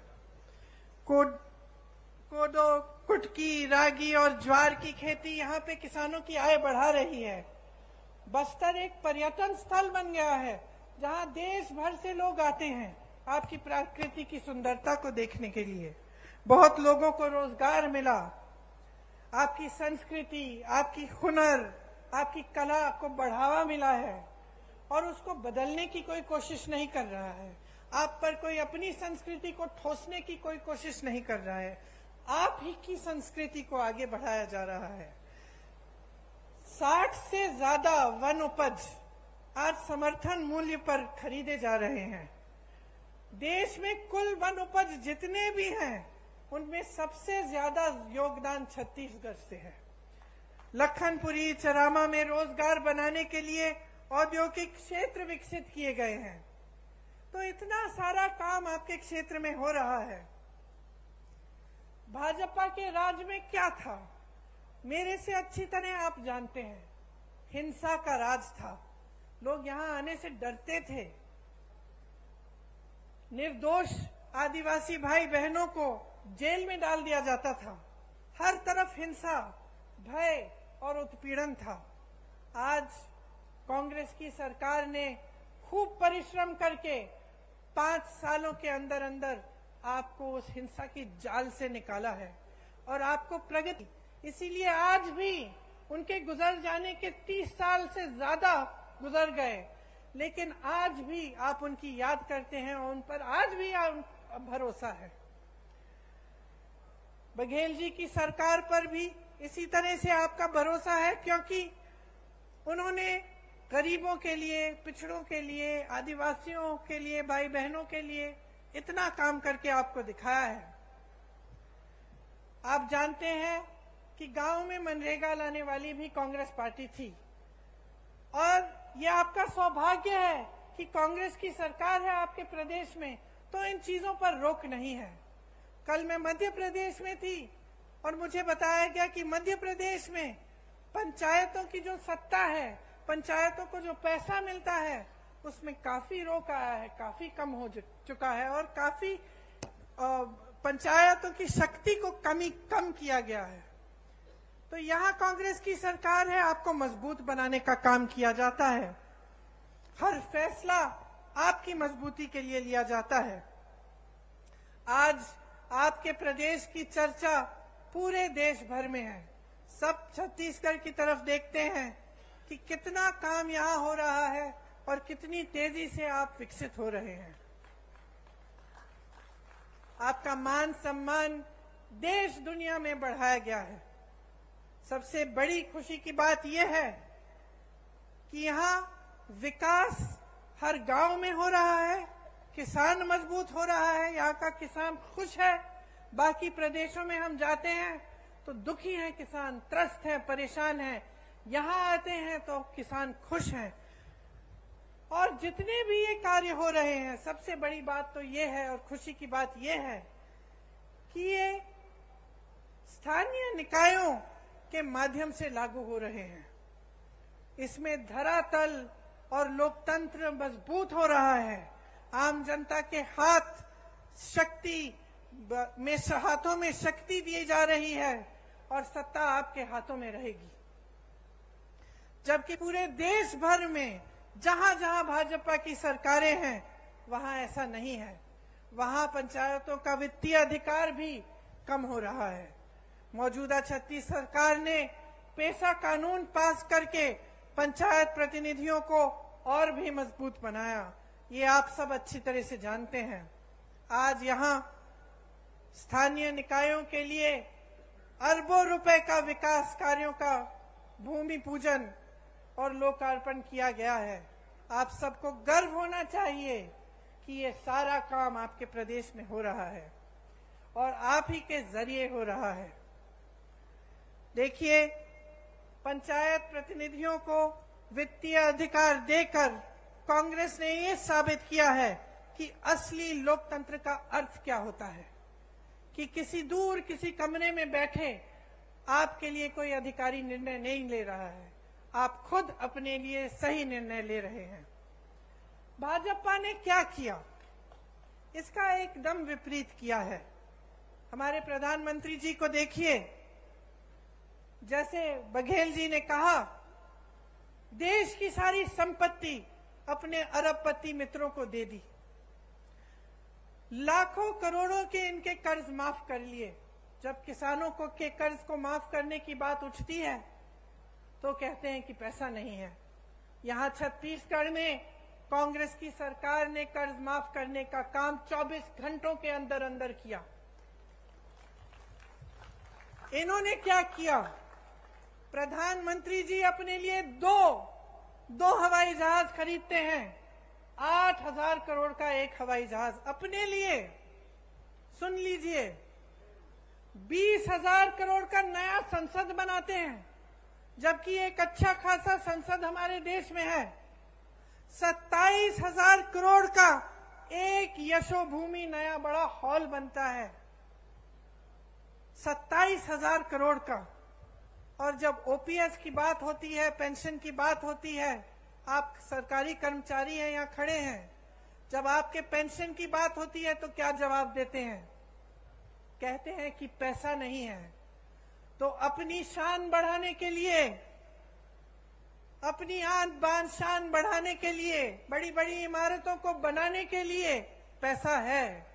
अपने उद्योगपति दोस्तों के कर्ज माफ करने के लिए पैसा है।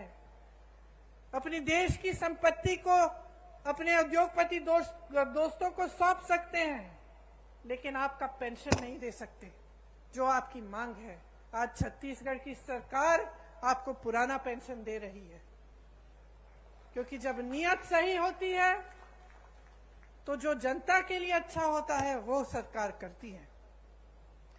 देश का किसान आज मात्र 27 रुपए एक दिन में कमाता है। सुन लीजिए, आप यहाँ किसान बैठे हैं, यहाँ आपकी सरकार आपकी सहायता करती है, बिजली पानी सुविधाएं आपको मिलती हैं। देश भर में किसानों को मजबूत करने के बजाय किसानों की कमर तोड़ी गई है। आज देश भर में किसान एक दिन में 27 रुपए कमाता है। और अडानी जी जिसका जिक्र आपने किया, बड़े बड़े उद्योगपति कितना कमाते हैं बताओ? 1600 करोड़ रुपए एक दिन में एक आदमी कमा रहा है। 1600 करोड़ रुपए एक दिन में वो कमा रहा है। 27 रुपए आप कमा रहे हैं। आपकी संपत्ति उसको दी जाती है, जब आपका नंबर आता है तो कहते हैं पैसा नहीं है। ये सरकार चल रही है इस देश में। आप क्या अपने प्रदेश में भी ऐसी सरकार चाहते हैं? क्या आप अपने प्रदेश में एक ऐसे मुख्यमंत्री को लाएंगे जो सबसे पहले अपने लिए सारी संपत्ति बटोरने का काम करेगा और आपके हाथों में कुछ नहीं देगा? भाजपा की सरकारें जो हैं अमीरों के लिए चलती हैं। इसमें गरीब के लिए, मिडिल क्लास के लिए कोई सोच नहीं है। चाहे पेंशन की बात करें, चाहे आप जाति जनगणना की बात करें, मौन हो जाते हैं, कुछ कहते नहीं हैं। आपका ध्यान इधर उधर भटकाने की कोशिश करते हैं। कभी धर्म की बात करेंगे, कभी कोई और बात उठाएंगे जिससे आपके जज्बात जुड़े हैं। लेकिन जब सही बात आती है, जिससे आपके अधिकार बनेंगे, जिससे आप मजबूत बनेंगे, तो मौन हो जाते हैं। इनसे पूछिए क्यों नहीं कर रहे हैं जाति जनगणना। आज मैं यहां खड़े हुए घोषणा करना चाहती हूं, बघेल जी से मैंने बात की है, अगर हमारी सरकार दोबारा छत्तीसगढ़ में आएगी तो बिहार की तरह यहां भी जाति जनगणना कराई रहेगा।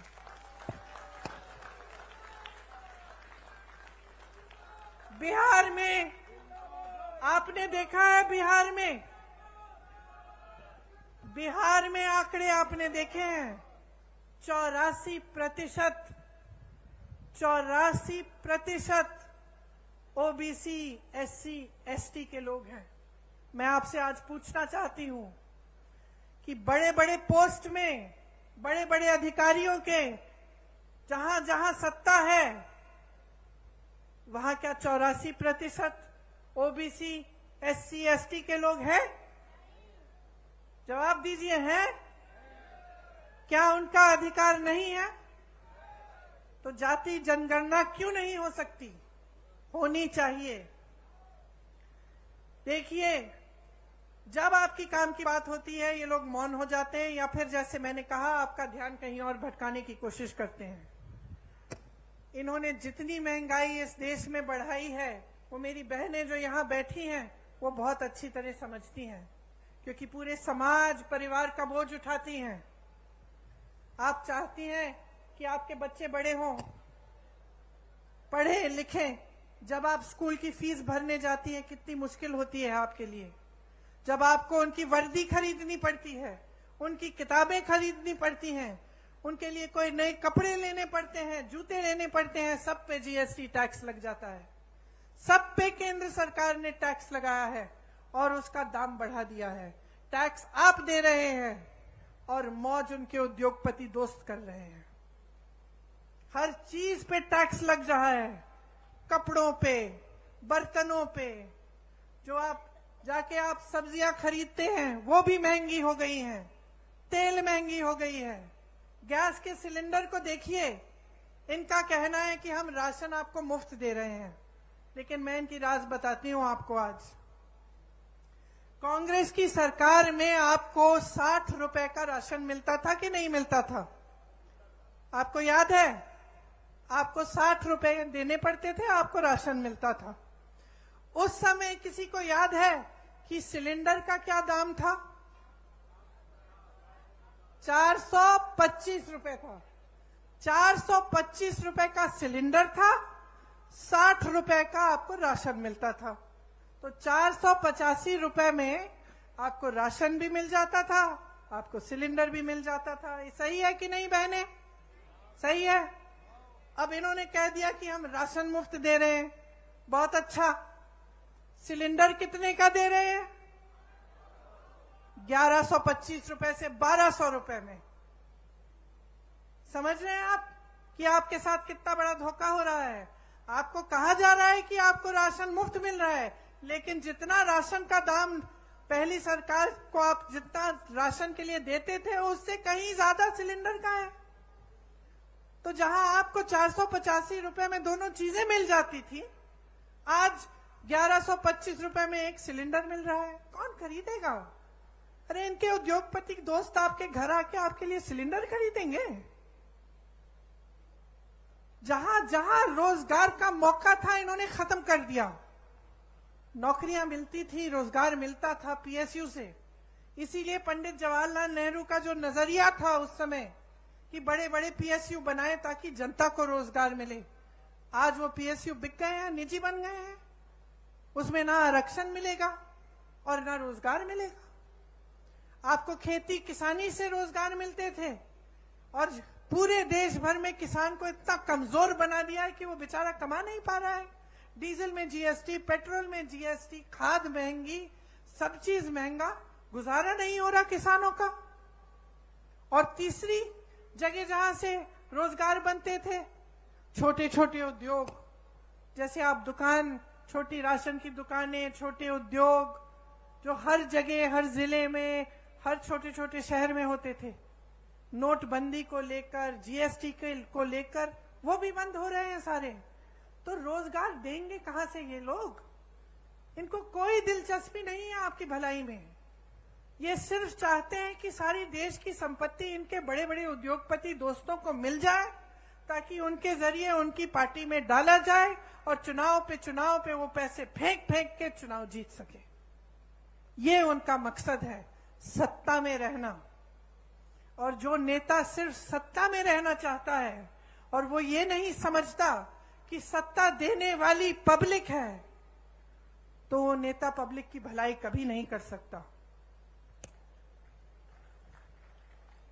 आज बघेल जी ने कहा कि यहां पे प्रधानमंत्री जी आकर कहते हैं कि अगर देश भर में धान खरीदी का सबसे ज्यादा यहां पे दाम मिलता है तो उनकी बदौलत है।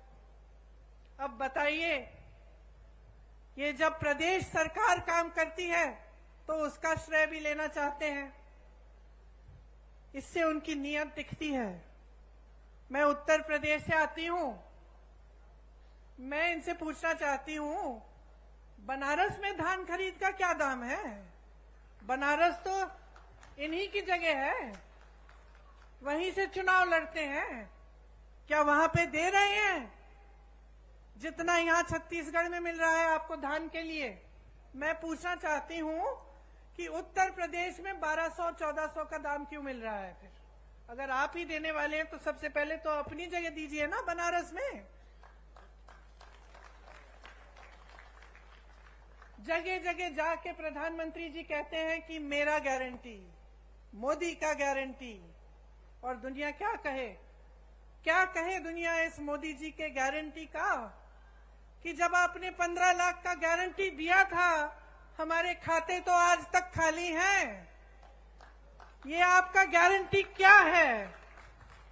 आपने कहा था कि आप करोड़ों रोजगार देंगे, क्या हुआ? तमाम नौजवान बेरोजगार खड़े हैं आपके केंद्र सरकार में, इतने पद खाली हैं, आपने भरे ही नहीं। कहां गई आपकी गारंटी? कौन सी खोखली गारंटी है? आपने कहा था बेरोजगारी को मिटाएंगे, आज 45 साल में सबसे ज्यादा बेरोजगारी हमारे देश में आपकी बदौलत है। जब आपसे सवाल पूछे जाते हैं तब आप कोई नई गारंटी निकाल देते हैं।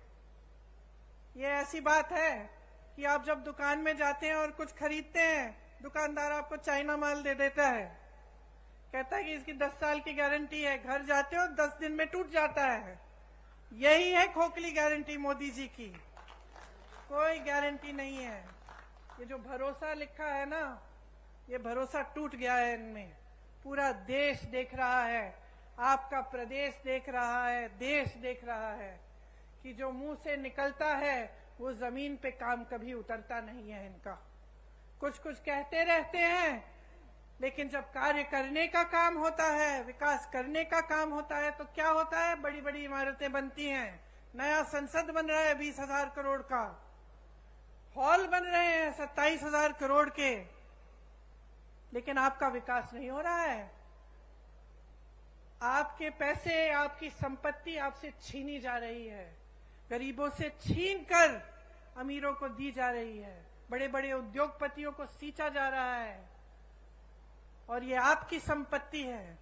इसलिए आज यहां खड़े होकर मैं आपसे कहना चाहती हूं कि एकदम जागरूक बन जाओ। यहां जो प्रदेश में सरकार चली है उसने आपके लिए काम किया है और सबसे बड़ा काम जो किया है कांग्रेस की सरकार ने, वो आपकी संपत्ति दोबारा आपके हाथों में डालने का काम किया है, आपसे छीना नहीं है। जो आपका अधिकार था वो आपको वापस दिया है, जो आपकी संपत्ति है वो आपके हाथों में डाली है। 5 सालों में लगभग 2 लाख करोड़ रुपए जनता के हाथों में गए हैं छत्तीसगढ़ में। यहाँ के 40 लाख लोग गरीबी रेखा से बाहर आए हैं 5 सालों में। गढ़बो नवा छत्तीसगढ़ के नारे के साथ किसानों, गरीबों, आदिवासियों और छत्तीसगढ़ महतारी को मजबूत करने के लिए योजनाएं बनी हैं। गोठान समितियों से लाखों को रोजगार मिला है। यहाँ आप भी जब खत्म करेंगे जाके देखिए, गर्व होता है इस काम को देखकर। जहां जितने भी उत्तर भारत में इतनी बड़ी समस्या बन गई है आवारा पशुओं की, उत्तर प्रदेश की हूं, मैंने आपसे कहा, वहां आप देखिए, जहां देखेंगे वहां आवारा पशु खेती खा रही है। महिलाएं परेशान हैं, रात भर उनके पतियों को खेती में बैठना पड़ता है, निगरानी करनी पड़ती है और दिन भर वो जाती हैं कि किसी न किसी तरह से खेती बच जाए। लेकिन सरकार ने इस समस्या को हल करने के लिए कुछ नहीं किया। यहाँ छत्तीसगढ़ में मैं गर्व से कहना चाहती हूँ कि जो गोठान योजना है उससे ये समस्या हल भी हुई है और इससे आपकी प्रगति भी हुई है और आपको रोजगार मिले हैं, आपकी कमाई हुई है। वहां खड़ी हुई मेरी बहनें खुशी से खिलखिला रही हैं। मैंने जब उनसे पूछा खुश हो, मुस्कुरा के कहीं खुश है। कितना कमाया है? हमारे समूह ने 1 लाख कमाया है। गर्व से कह रही हैं। अब इनको कौन दबाएगा? आगे बढ़ना शुरू हो गया है, विकसित होना शुरू हो गया है। तो यही चाहते हैं आप प्रदेश की सरकार से। खेती में देखिए, जैसे मैंने कहा, देश भर में किसान त्रस्त है, परेशान है, लेकिन यहाँ पे किसान खुश क्यों है? उसका कर्ज माफ किया गया, उसको सुविधाएं दी गई, धान के खरीद के जो दाम है सबसे ज्यादा है, तो खुश क्यों नहीं होगा? ये एकमात्र प्रदेश है पूरे देश में जहां लोग किसानी का काम करना चाह रहे हैं, नए रोजगार बन रहे हैं इसके द्वारा। जैसे मैंने पहले कहा, आपकी जो उपज है, गन्ना, मक्का, कोदो, कुटकी, रागी, तिलहन, इन सब की किसानी के लिए आपको अतिरिक्त लाभ मिलता है। गाय, गांव, गोठान द्वारा किसानों की मदद हो रही है। प्रदेश में जितना संसाधन है, जितना धन है, सारा किसान, महिलाओं, आदिवासियों और दलितों के हाथों में दिया जा रहा है, आपके हाथों में वापस दिया। भूमिहीन कृषि मजदूरों को सालाना गोबर की खरीद अब तक 425 करोड़ का भुगतान इसमें हुआ है। आप सोचिए कितना लाभ हो रहा है आपका। इसीलिए जब आप भाजपा के प्रदेशों को देखते हैं, ध्यान से इनका आकलन करिए, ध्यान से देखिए, क्या ये सब स्कीम, ये सब सरकार की जो बातें हैं, जो काम कर रहे हैं, वो क्या उधर भी हो रहा है? और आपको पता, सच्चाई पता चल जाएगी। चाहे आप मेरी बातों पे न जाएं, हमारे नेताओं की बातों पे न जाएं, क्योंकि हम कांग्रेस पार्टी के हैं, हम कांग्रेस के पक्ष में बोलेंगे।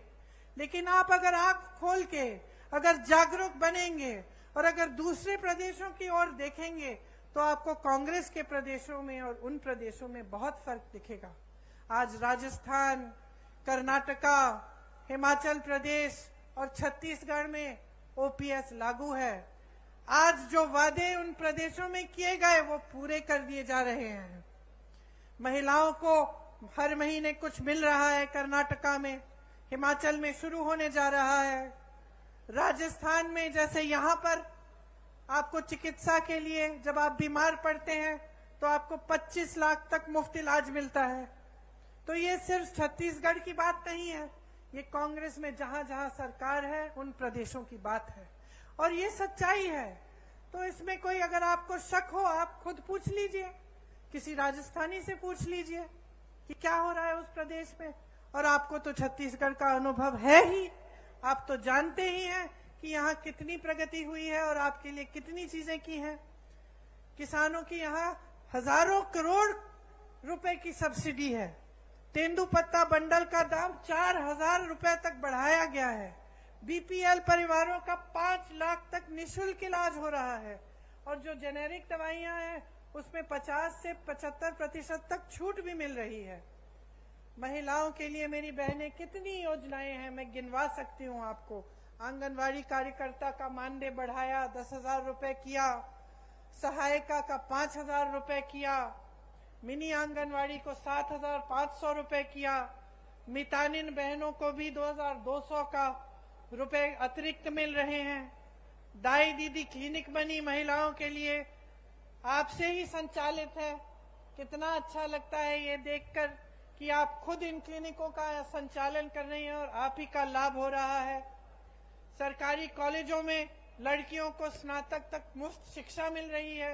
इतना अच्छा लगता है। यहाँ मेरी छोटी बेटियां खड़ी हैं जो इंग्लिश में बोल रही हैं, जो कह रही हैं कि मैं बड़ी होकर डॉक्टर बनूंगी, मैं बड़ी होकर कलेक्टर बनूंगी।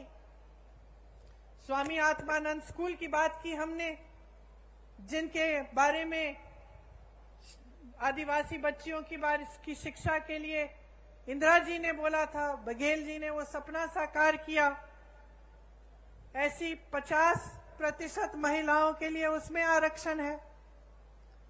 स्वयं सहायता समूह का करोड़ों का कर्ज माफ किया और करोड़ों की कमाई भी होगी जब इस तरह के कार्य किए जाते हैं उनके लिए। तो इस तरह की तमाम स्कीमें हैं जो सिर्फ आपके लिए, आपके हाथों में सत्ता, आपके हाथों में आपकी संपत्ति देने के लिए बनाई जा रही हैं। मैं गर्व से आज एक और घोषणा करना चाहती हूं कि अगर हमारी सरकार फिर से प्रदेश में आएगी तो 10 लाख आवास गरीबों को दिए जाएंगे।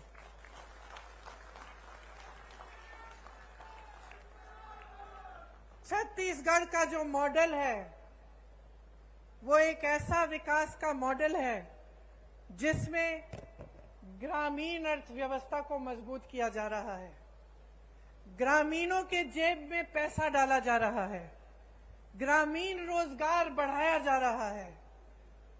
यहां से पलायन की जरूरत ही नहीं पड़ेगी, उल्टा पलायन यहां होगा, क्योंकि इतना रोजगार, इतनी प्रगति यहां प्रदेश में हो रही है कि सबसे पहले तो कोई छोड़ के जाना नहीं पड़ेगा किसी को रोजगार ढूंढने के लिए, और दूसरा लोगों को लगेगा कि चलो हम छत्तीसगढ़ जाएं, वहां पे व्यापार करेंगे तो हम वहां विकसित हो सकेंगे। तो ये एक बहुत बड़ी बात।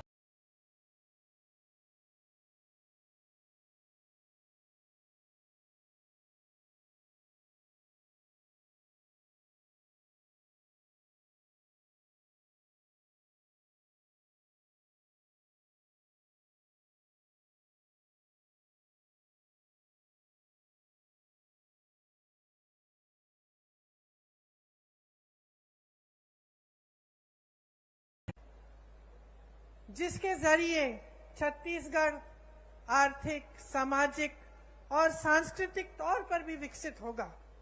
आप तो जानते ही हैं कि यहाँ राम सीता वन गमन पथ बनाया है। भगवान राम जी ने अपने 14 वर्ष वनवास के यहीं बिताए। जहां जहां भगवान राम जी और मां सीता जी के चरण पड़े, उनमें से 75 स्थलों की पहचान करके उनको पर्यटन तीर्थों के रूप में विकसित किया जा रहा है। तो ये सारी बातें मैंने आपको बताई हैं, लेकिन मैं जानती हूं कि इनका अनुभव आपको है। आप खुद देख रहे हैं कि आपके प्रदेश में खुशहाली आ रही है। तो मैं सिर्फ ये कहना चाहूंगी आपको कि चुनाव आ रहा है, शायद कल घोषित हो जाएगा।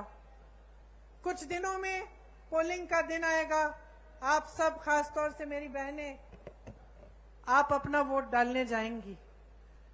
आज मुझे बहुत खुशी की बात है कि जितने भी राजनीतिक दल हैं वो समझ गए हैं कि जो मेरी बहनें हैं, असली शक्ति इनके हाथों में है।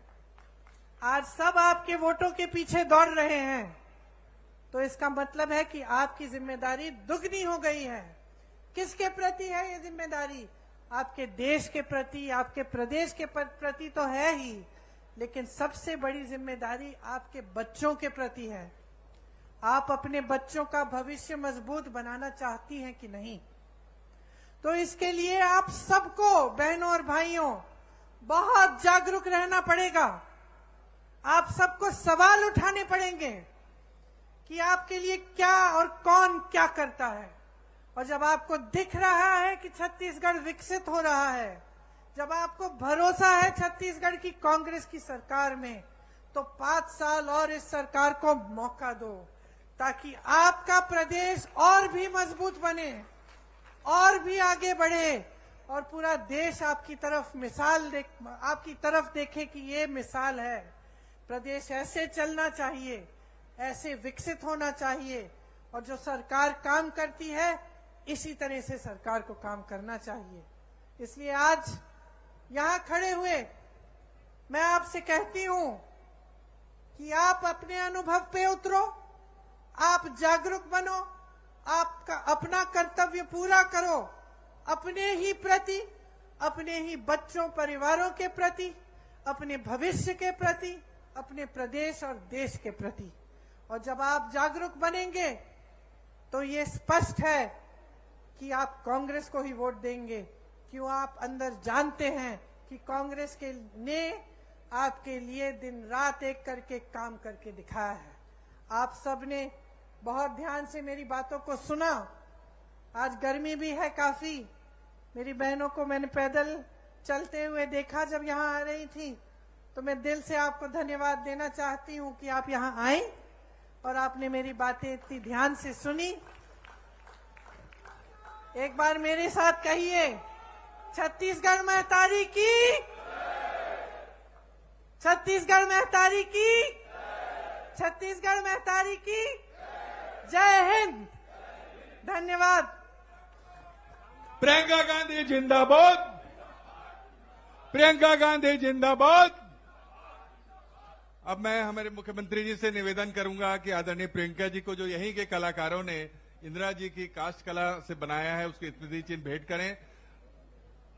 मैं प्रभारी मंत्री से निवेदन करूंगा कि राजीव जी का जो काष्ठ कला से बना है वो आदरणीय प्रियंका जी को भेंट करने का कष्ट करें। अनिला भेड़िया जी।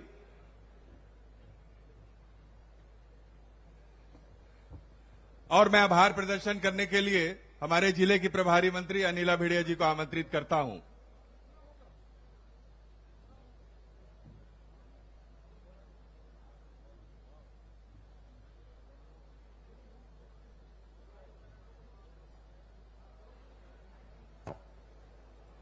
आज छत्तीसगढ़ भरोसे की सम्मेलन नगरीय निकाय पंचायती राज महासम्मेलन में उपस्थित हमारे नेता आदरणीय प्रियंका दीदी जी, हमारे मुखिया आदरणीय भूपेश भैया जी, हमारे प्रभारी आदरणीय कुमारी शैलजा जी, और हमारे विधानसभा के अध्यक्ष आदरणीय महन जी, आदरणीय टीएस बाबा उप मुख्यमंत्री जी, उपस्थित मंच में सभी मंत्रीगण, सभी विधायकगण, सभी संगठन के साथीगण और यहाँ उपस्थित सभी हमारे आम जनता, हमारे बस्तर कांकेर के सभी भाइयों और बहनों, आप सब आज इस सम्मेलन में उपस्थिति देकर, हमारे सभी नेताओं की बात सुनकर आप लोगों ने यहाँ उपस्थिति है, उसके लिए मैं आप सब का दिल से आभार व्यक्त करती हूँ। और सभी अतिथियों को भी मैं यहाँ उपस्थित हुए उसके लिए दिल से आभार व्यक्त करती हूँ।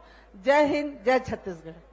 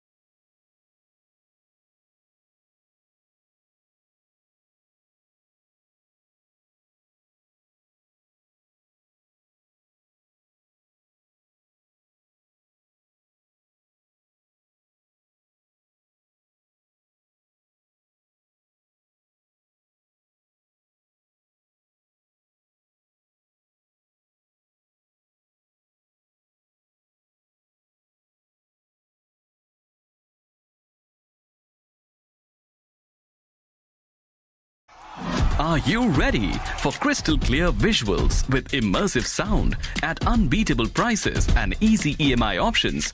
This Cricket World Cup brings stadium home with Electronic Smart. I lost my grandmother in January of that year. And within 9 months, I lost my father. It made me introspect. It made me slightly philosophical. And I think it fundamentally changed in many ways the person that I was as well. In my first meeting with Mr. Modi, I thought to myself that I'd be spending 10 minutes at most. Modi ji spent an hour and 15 minutes with me. And the bell didn't ring once. The time he spends with you is with you. And that is leadership to me.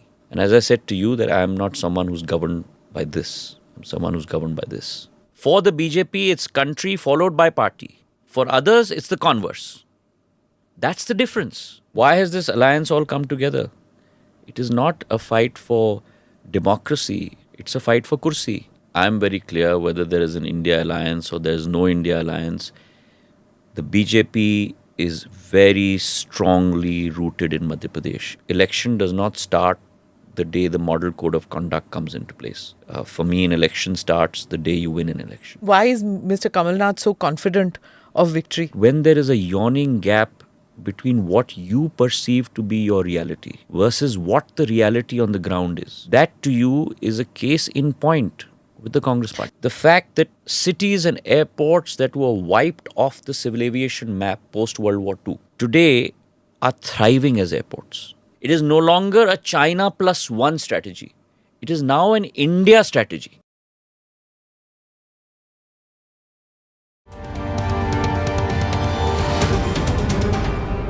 Namaste, Jai Hind. You're watching ANI Podcast with Smita Prakash. Thank you for watching or listening in to the show and writing in to tell us who you would like on the show. Today, we have the Civil Aviation Minister, Jyotiraditya Scindia. For those who are not familiar with Indian politics, here's a short primer. Jyotiraditya Scindia is a recent entrant into the cabinet of Prime Minister Modi. That was in 2021. He jumped ship from the Congress party in 2020 after being in that party for almost 2 decades. Scindia belongs to the erstwhile royal family of Gwalior. His father Madhav Rao Scindia was in the Congress party. His grandmother Vijay Raje Scindia was part of the Jan Sangh, the precursor of the current BJP, of which Jyotiraditya Scindia is a cabinet minister. Thank you, Jyotiraditya Scindia, for being here. I don't know how to refer to you because your fans, they refer to you as Maharaj-ji, and then there are so many minister, sir, No. sir. My name is Jyotiraditya, so whatever you'd like. If it's a little bit of a tongue twister, which it sometimes... No, why would it be? Sometimes is for a lot of people, yeah. What do you get called? So either Jyotir or Aditya many times. Or in the US, because for them it was a real tongue twister, so they abbreviated it to the first letter, which is just J. J. You're not Joe. No. I certainly am not a Joe. You're not a Joe. I'm not a Joe. Yeah, so whatever you like. All right. So, there are a bunch of questions which I want to ask you, but I would, of course, begin with your portfolio. When you joined the BJP and when you joined PM Modi's cabinet, it was like a given. I think most people thought that, yes, he is going to get civil aviation.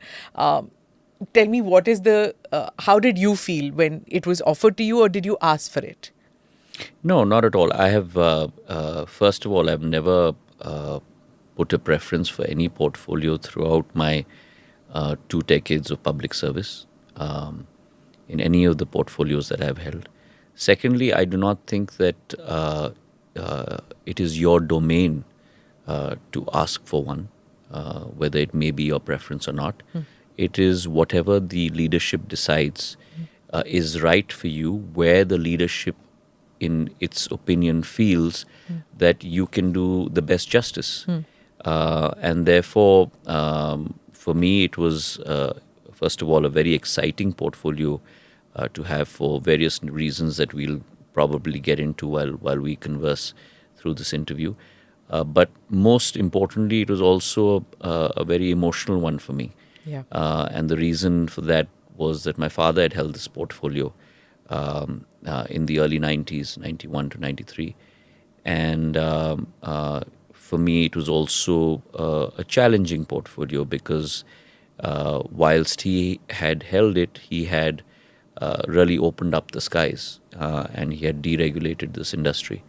And under the Prime Minister's vision and his very decisive thinking, he was very clear in terms of how he wanted to see this sector grow and be, most importantly, democratized. And therefore, for me, it was a great challenge when I found out that I had this portfolio. For our overseas viewers, here's a short primer about Jyotiraditya Scindia's father, Madhavrao Scindia. Madhavrao Scindia was the Civil Aviation Minister in the cabinet of Prime Minister Narasimha Rao. In 1992, one of the Indian Airlines aircraft crashed, though without any loss of life, and Scindia promptly submitted his resignation, which Prime Minister Rao accepted with alacrity. Madhavrao Scindia died at the age of 56 in a plane crash in Uttar Pradesh. All 8 people died in the crash. At that time, he was being seen as the future Prime Minister candidate of the Congress party. Young Jyotiraditya Scindia was symbolically anointed the head of the family after his father's death. Jyotiraditya's father was the son of the erstwhile ruler of the Gwalior royal family. Jyotiraditya's mother, Madhavi Raje Scindia, is the great-granddaughter of the former Prime Minister of Nepal and Maharaja of Kaski and Lamjung, Shamsher Bahadur Rana. So let's rewind back to the time when your father passed away. What was it like at that moment? Because you were really young, and your father was seen as a prime ministerial candidate even in those years, and people saw so much potential in him. And here you were, this young person. He was an influential. I mean, every son is close to his father, but for you, he was more than just a father. He was a hero of sorts. Tell me a little bit about that period in your life. It's a painful period. It's not a period that, to be very candid with you, I like revisiting too often. I had been away at Stanford for 2 years. I was pursuing my MBA. And my parents had just come for my graduation May of 2001. And whilst I was at Stanford, I had participated in a business plan competition. And as it turns out, my colleague and I, with our business plan, we had won the competition. And therefore, we were pretty much set on the path of making that idea, which was on a piece of paper, into reality. And it was very early years, way beyond this outsourcing business trend that had started in India.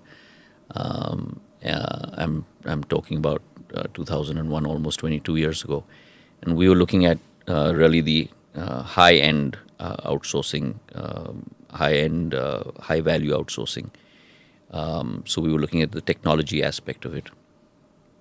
And so I came back to India sometime in early mid-August of 2001. And we were looking for office space and hiring people and things like that. And within a month and a half of me coming back, and I was in Bombay, this happened on the 30th of September. And it pretty much changed my life.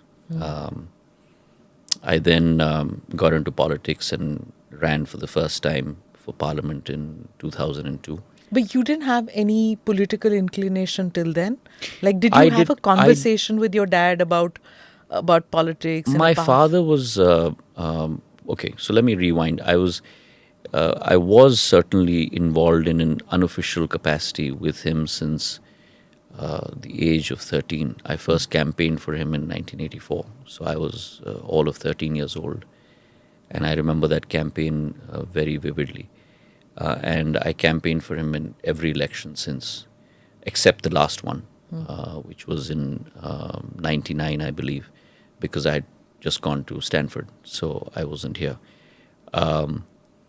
So I was very much involved with the region, with some of his projects and things like that, but in a peripheral manner, not in a direct manner. I did not have aspirations of joining politics at that point of time. I was much more focused on setting up a business. But then fate at times, Smitaji deals you some cards, and you have to accept them and take on the challenge at that point of time. But if you ask me 20 years down the road, would I change anything in the way fate has taken me down a different path? And my answer is unequivocally a no, because the joy that one gets from not necessarily politics, and I create a distinction, my father always did, my grandmother always did, create a distinction between politics and public service. And our call in this family is not for politics, it is for public service. And I remember him saying once, and I've always carried it with me ever since, कि हमारी लक्ष्य कभी राजनीति नहीं होनी चाहिए, हमारा लक्ष्य जनसेवा होनी चाहिए, और राजनीति केवल एक माध्यम होनी चाहिए उस लक्ष्य की पूर्ति करने के लिए. And so has it been my calling for the last 2 decades of public life. And therefore, if you see my resume or my internal calling is that of a public servant and not a politician. You know, when he passed away, when your father passed away, there was this very poignant ceremony where you were appointed a kind of a titular head, should I say, or of the family. And here you were a very young person. Your aunts are there, your mother is there, and you have your aunts who are much older than you, who are blessing you. On the other side of the, I mean, your father was in the Congress, they are in the BJP. But at that moment, there is something which is uniting you all. Grief, probably. And at that time, politics doesn't play. What was going through your mind at that stage? I would say it's a step beyond grief, Smitaji, because I lost my grandmother in January of that year.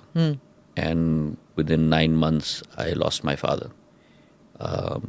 And so suddenly 2 generations just left. So it's beyond grief, and it at least for me, it made me introspect. It made me slightly philosophical, and it changed a lot of my worldviews, and it changed a lot of the views I had on life. What should be important as opposed to what we think is important.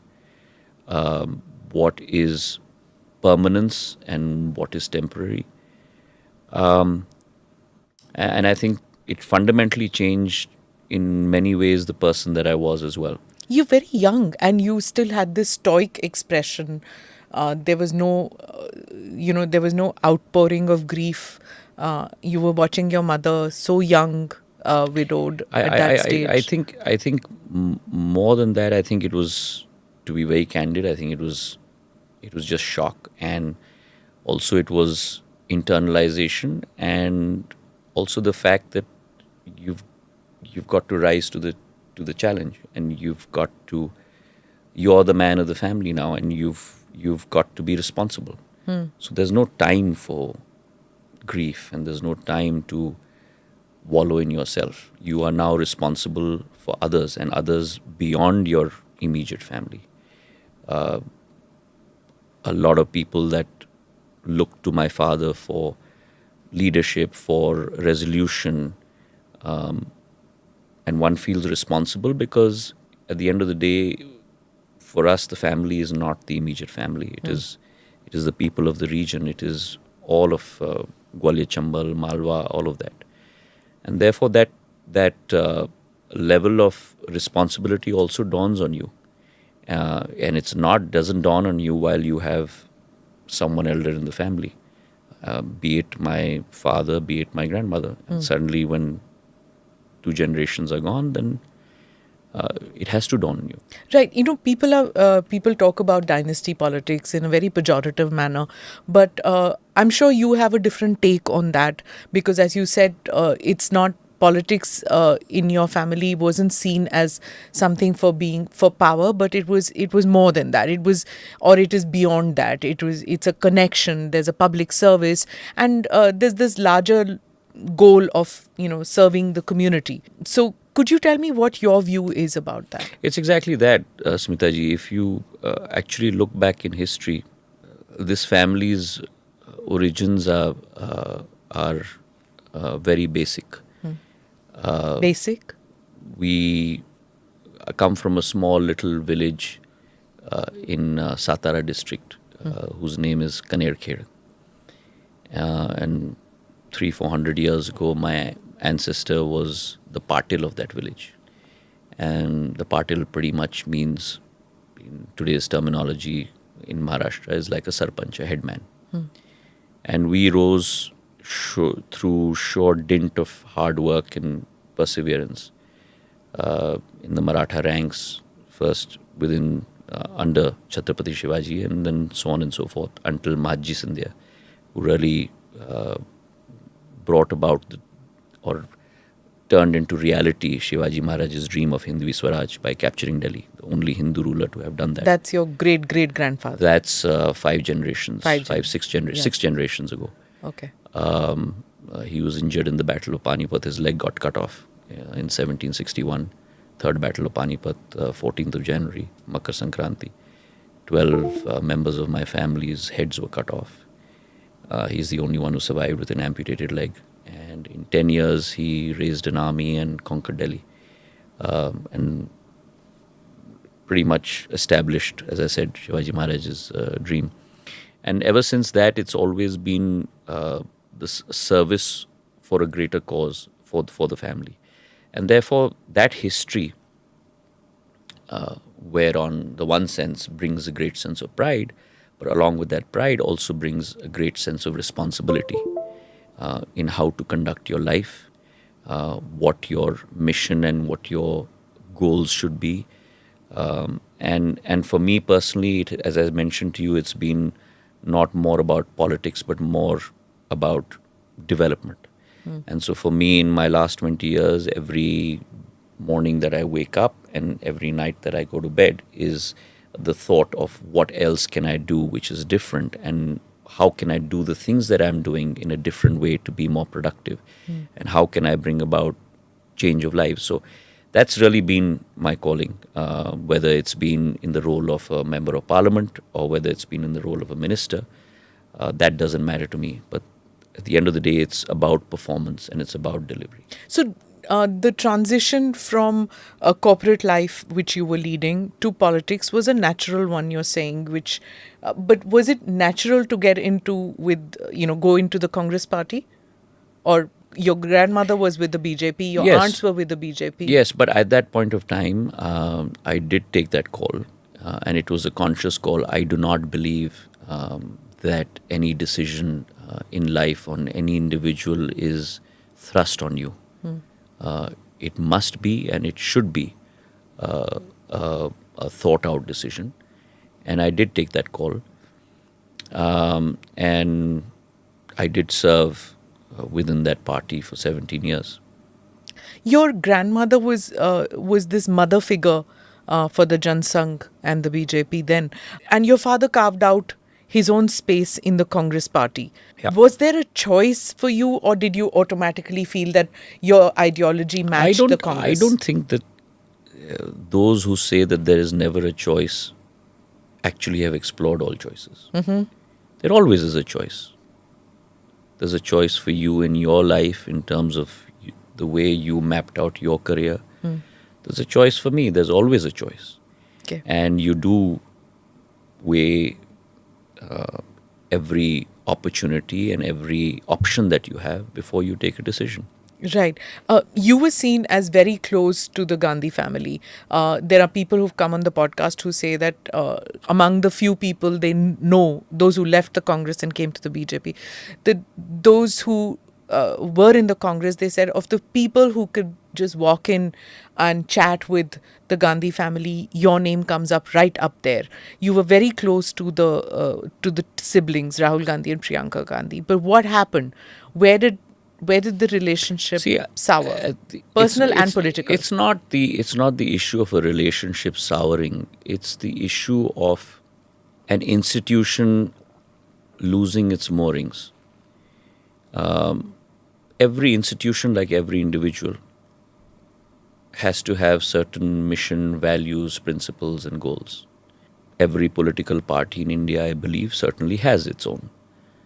But when an institution starts losing its way, when an institution loses track with the reality of India, when an institution no longer is able to mold itself. So you have a group of vision, values, and models, but then that constantly has to be molded along with what is happening in the environment.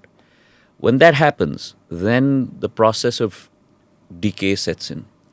On the other hand, you have a leader who is not only inspiring, but is very committed to the cause of public service, committed to the cause of the idea of India, is unflinching in his resolve to cleanse the system, is very focused on delivery and execution, changing the perception of India within India itself and externally.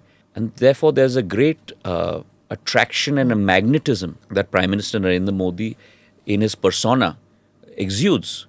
And then when you have this wide chasm between, on the one hand, an institution that's unfortunately going into decay and is not willing to turn around, and on the other hand, you have an enigmatic personality, then of course one is attracted towards that if your cause is public service. If your cause is public service, then you have to make sure that you are able to effect that goal and that mission of yours. And so for me, it was a combination of this factor and, equally important, what was happening in my state.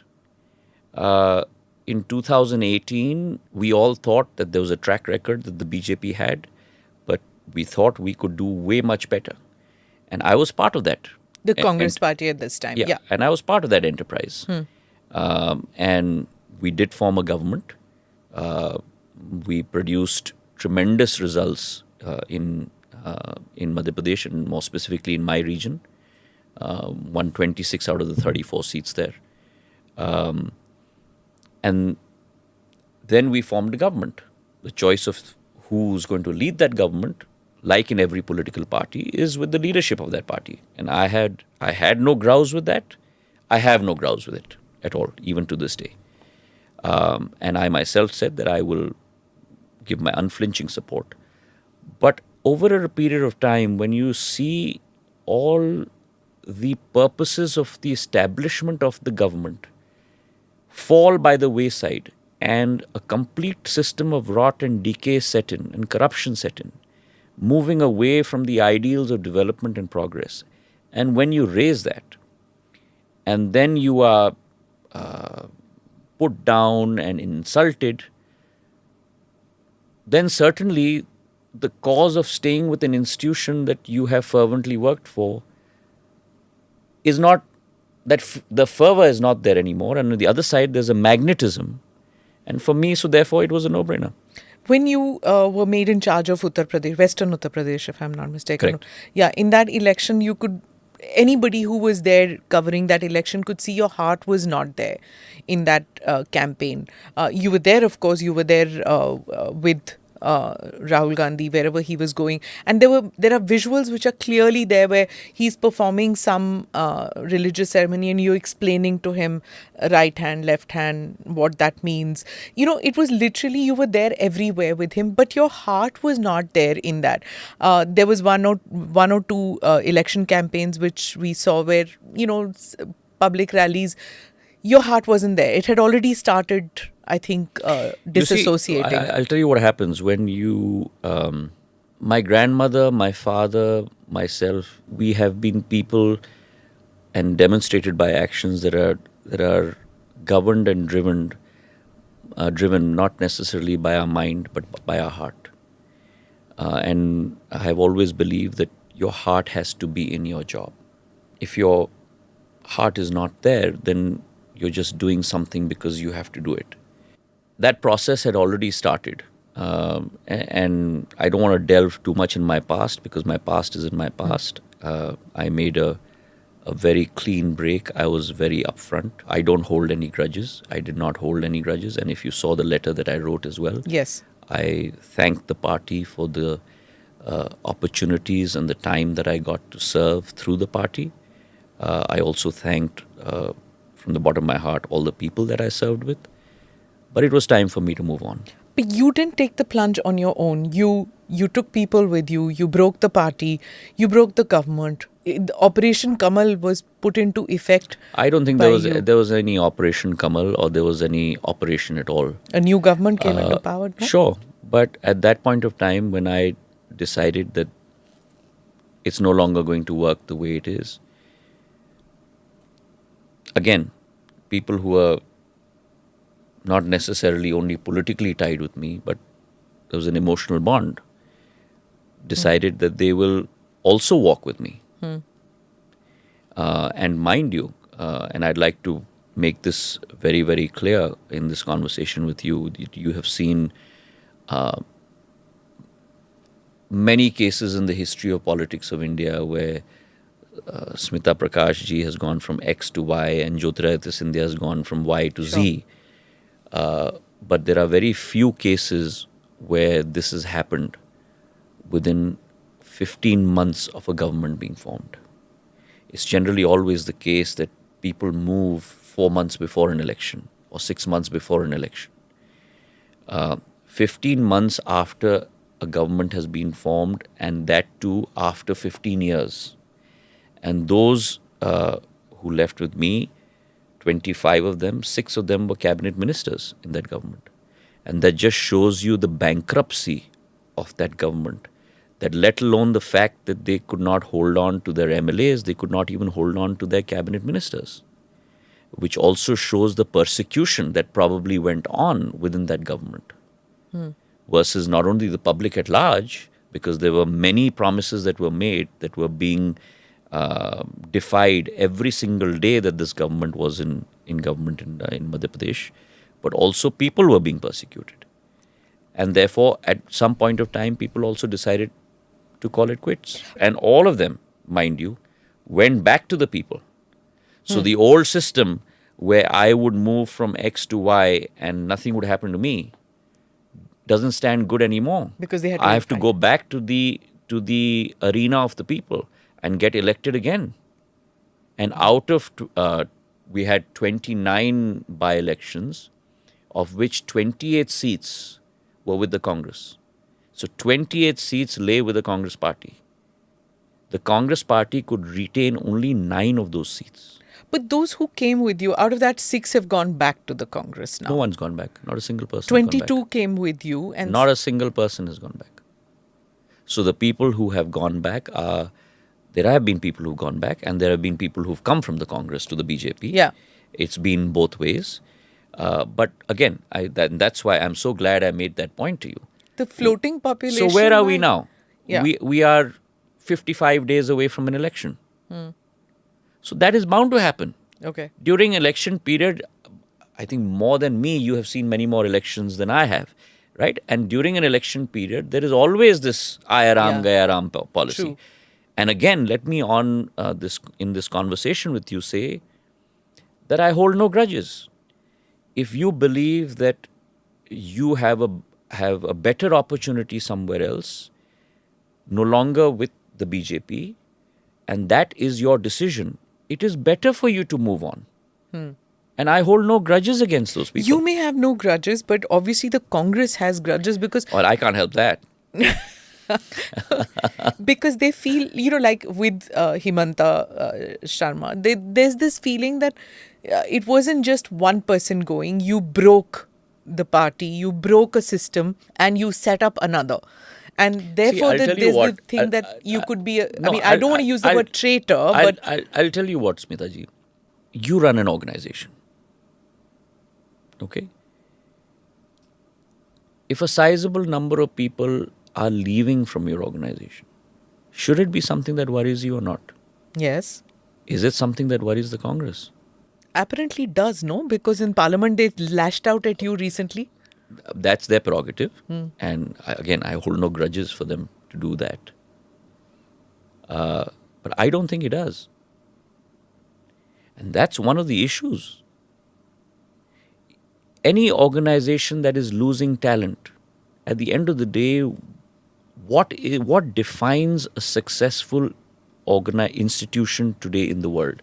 Whether it's the media, whether it's a political organization, whether it's a corporate company. One single factor alone, and that is its HR.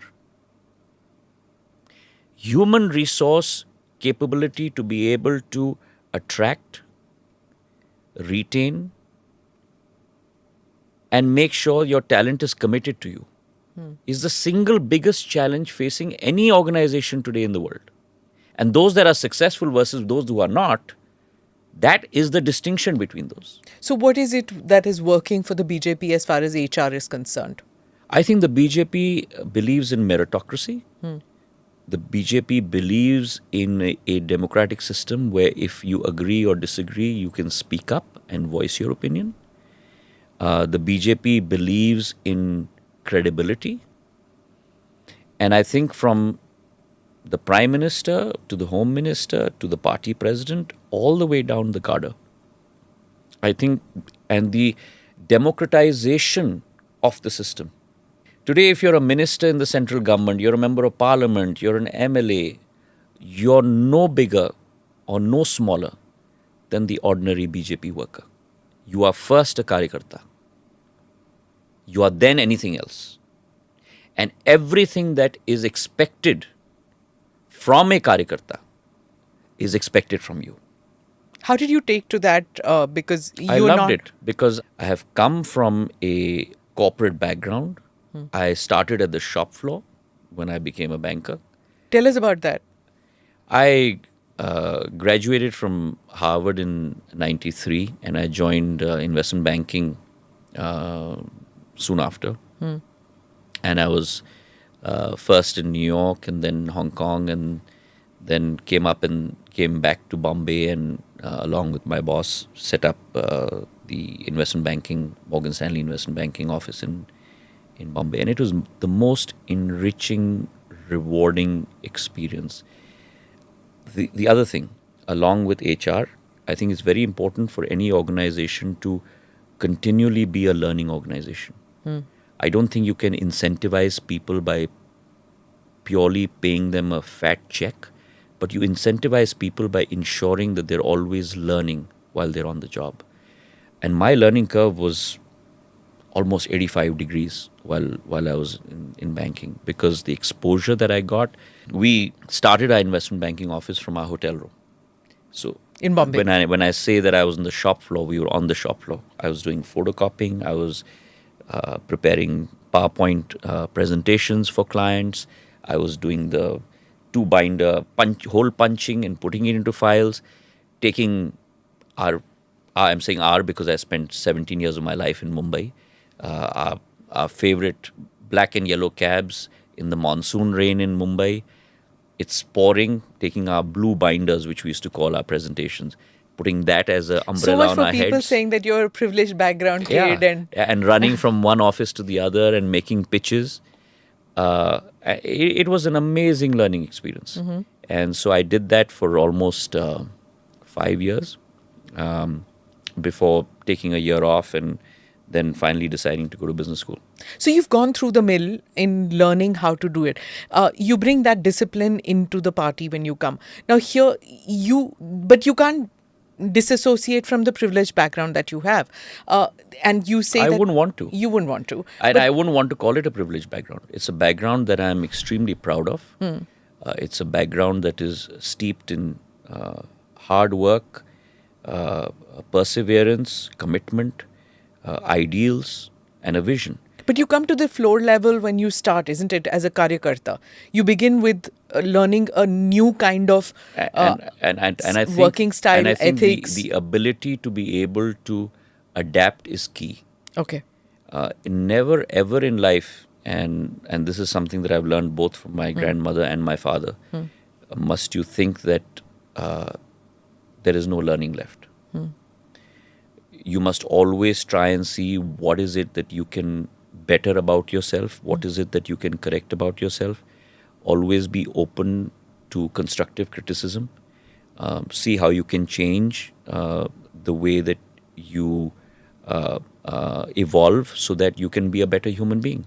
You've been in Delhi for so long, in various capacities as minister, you've been in parliament, but state politics is extremely important to you, isn't it? And now Madhya Pradesh is going to polls. I'd recently interviewed the chief minister and I had asked him this also because in Madhya Pradesh, there's this whole talk that there is Shivraj, there's a Naraz and there's a Maharaj. So there are factions within the BJP where everybody's sulking. What do you have to say to that? First of all, there are no factions. And this terminology has been put forward by those who believe in a jhoot, loot and suit ki sarkar. Suit ki sarkar? Yeah. They believe in corporatism. They believe in milking money out of the system. And that's what they showed in their 15 months.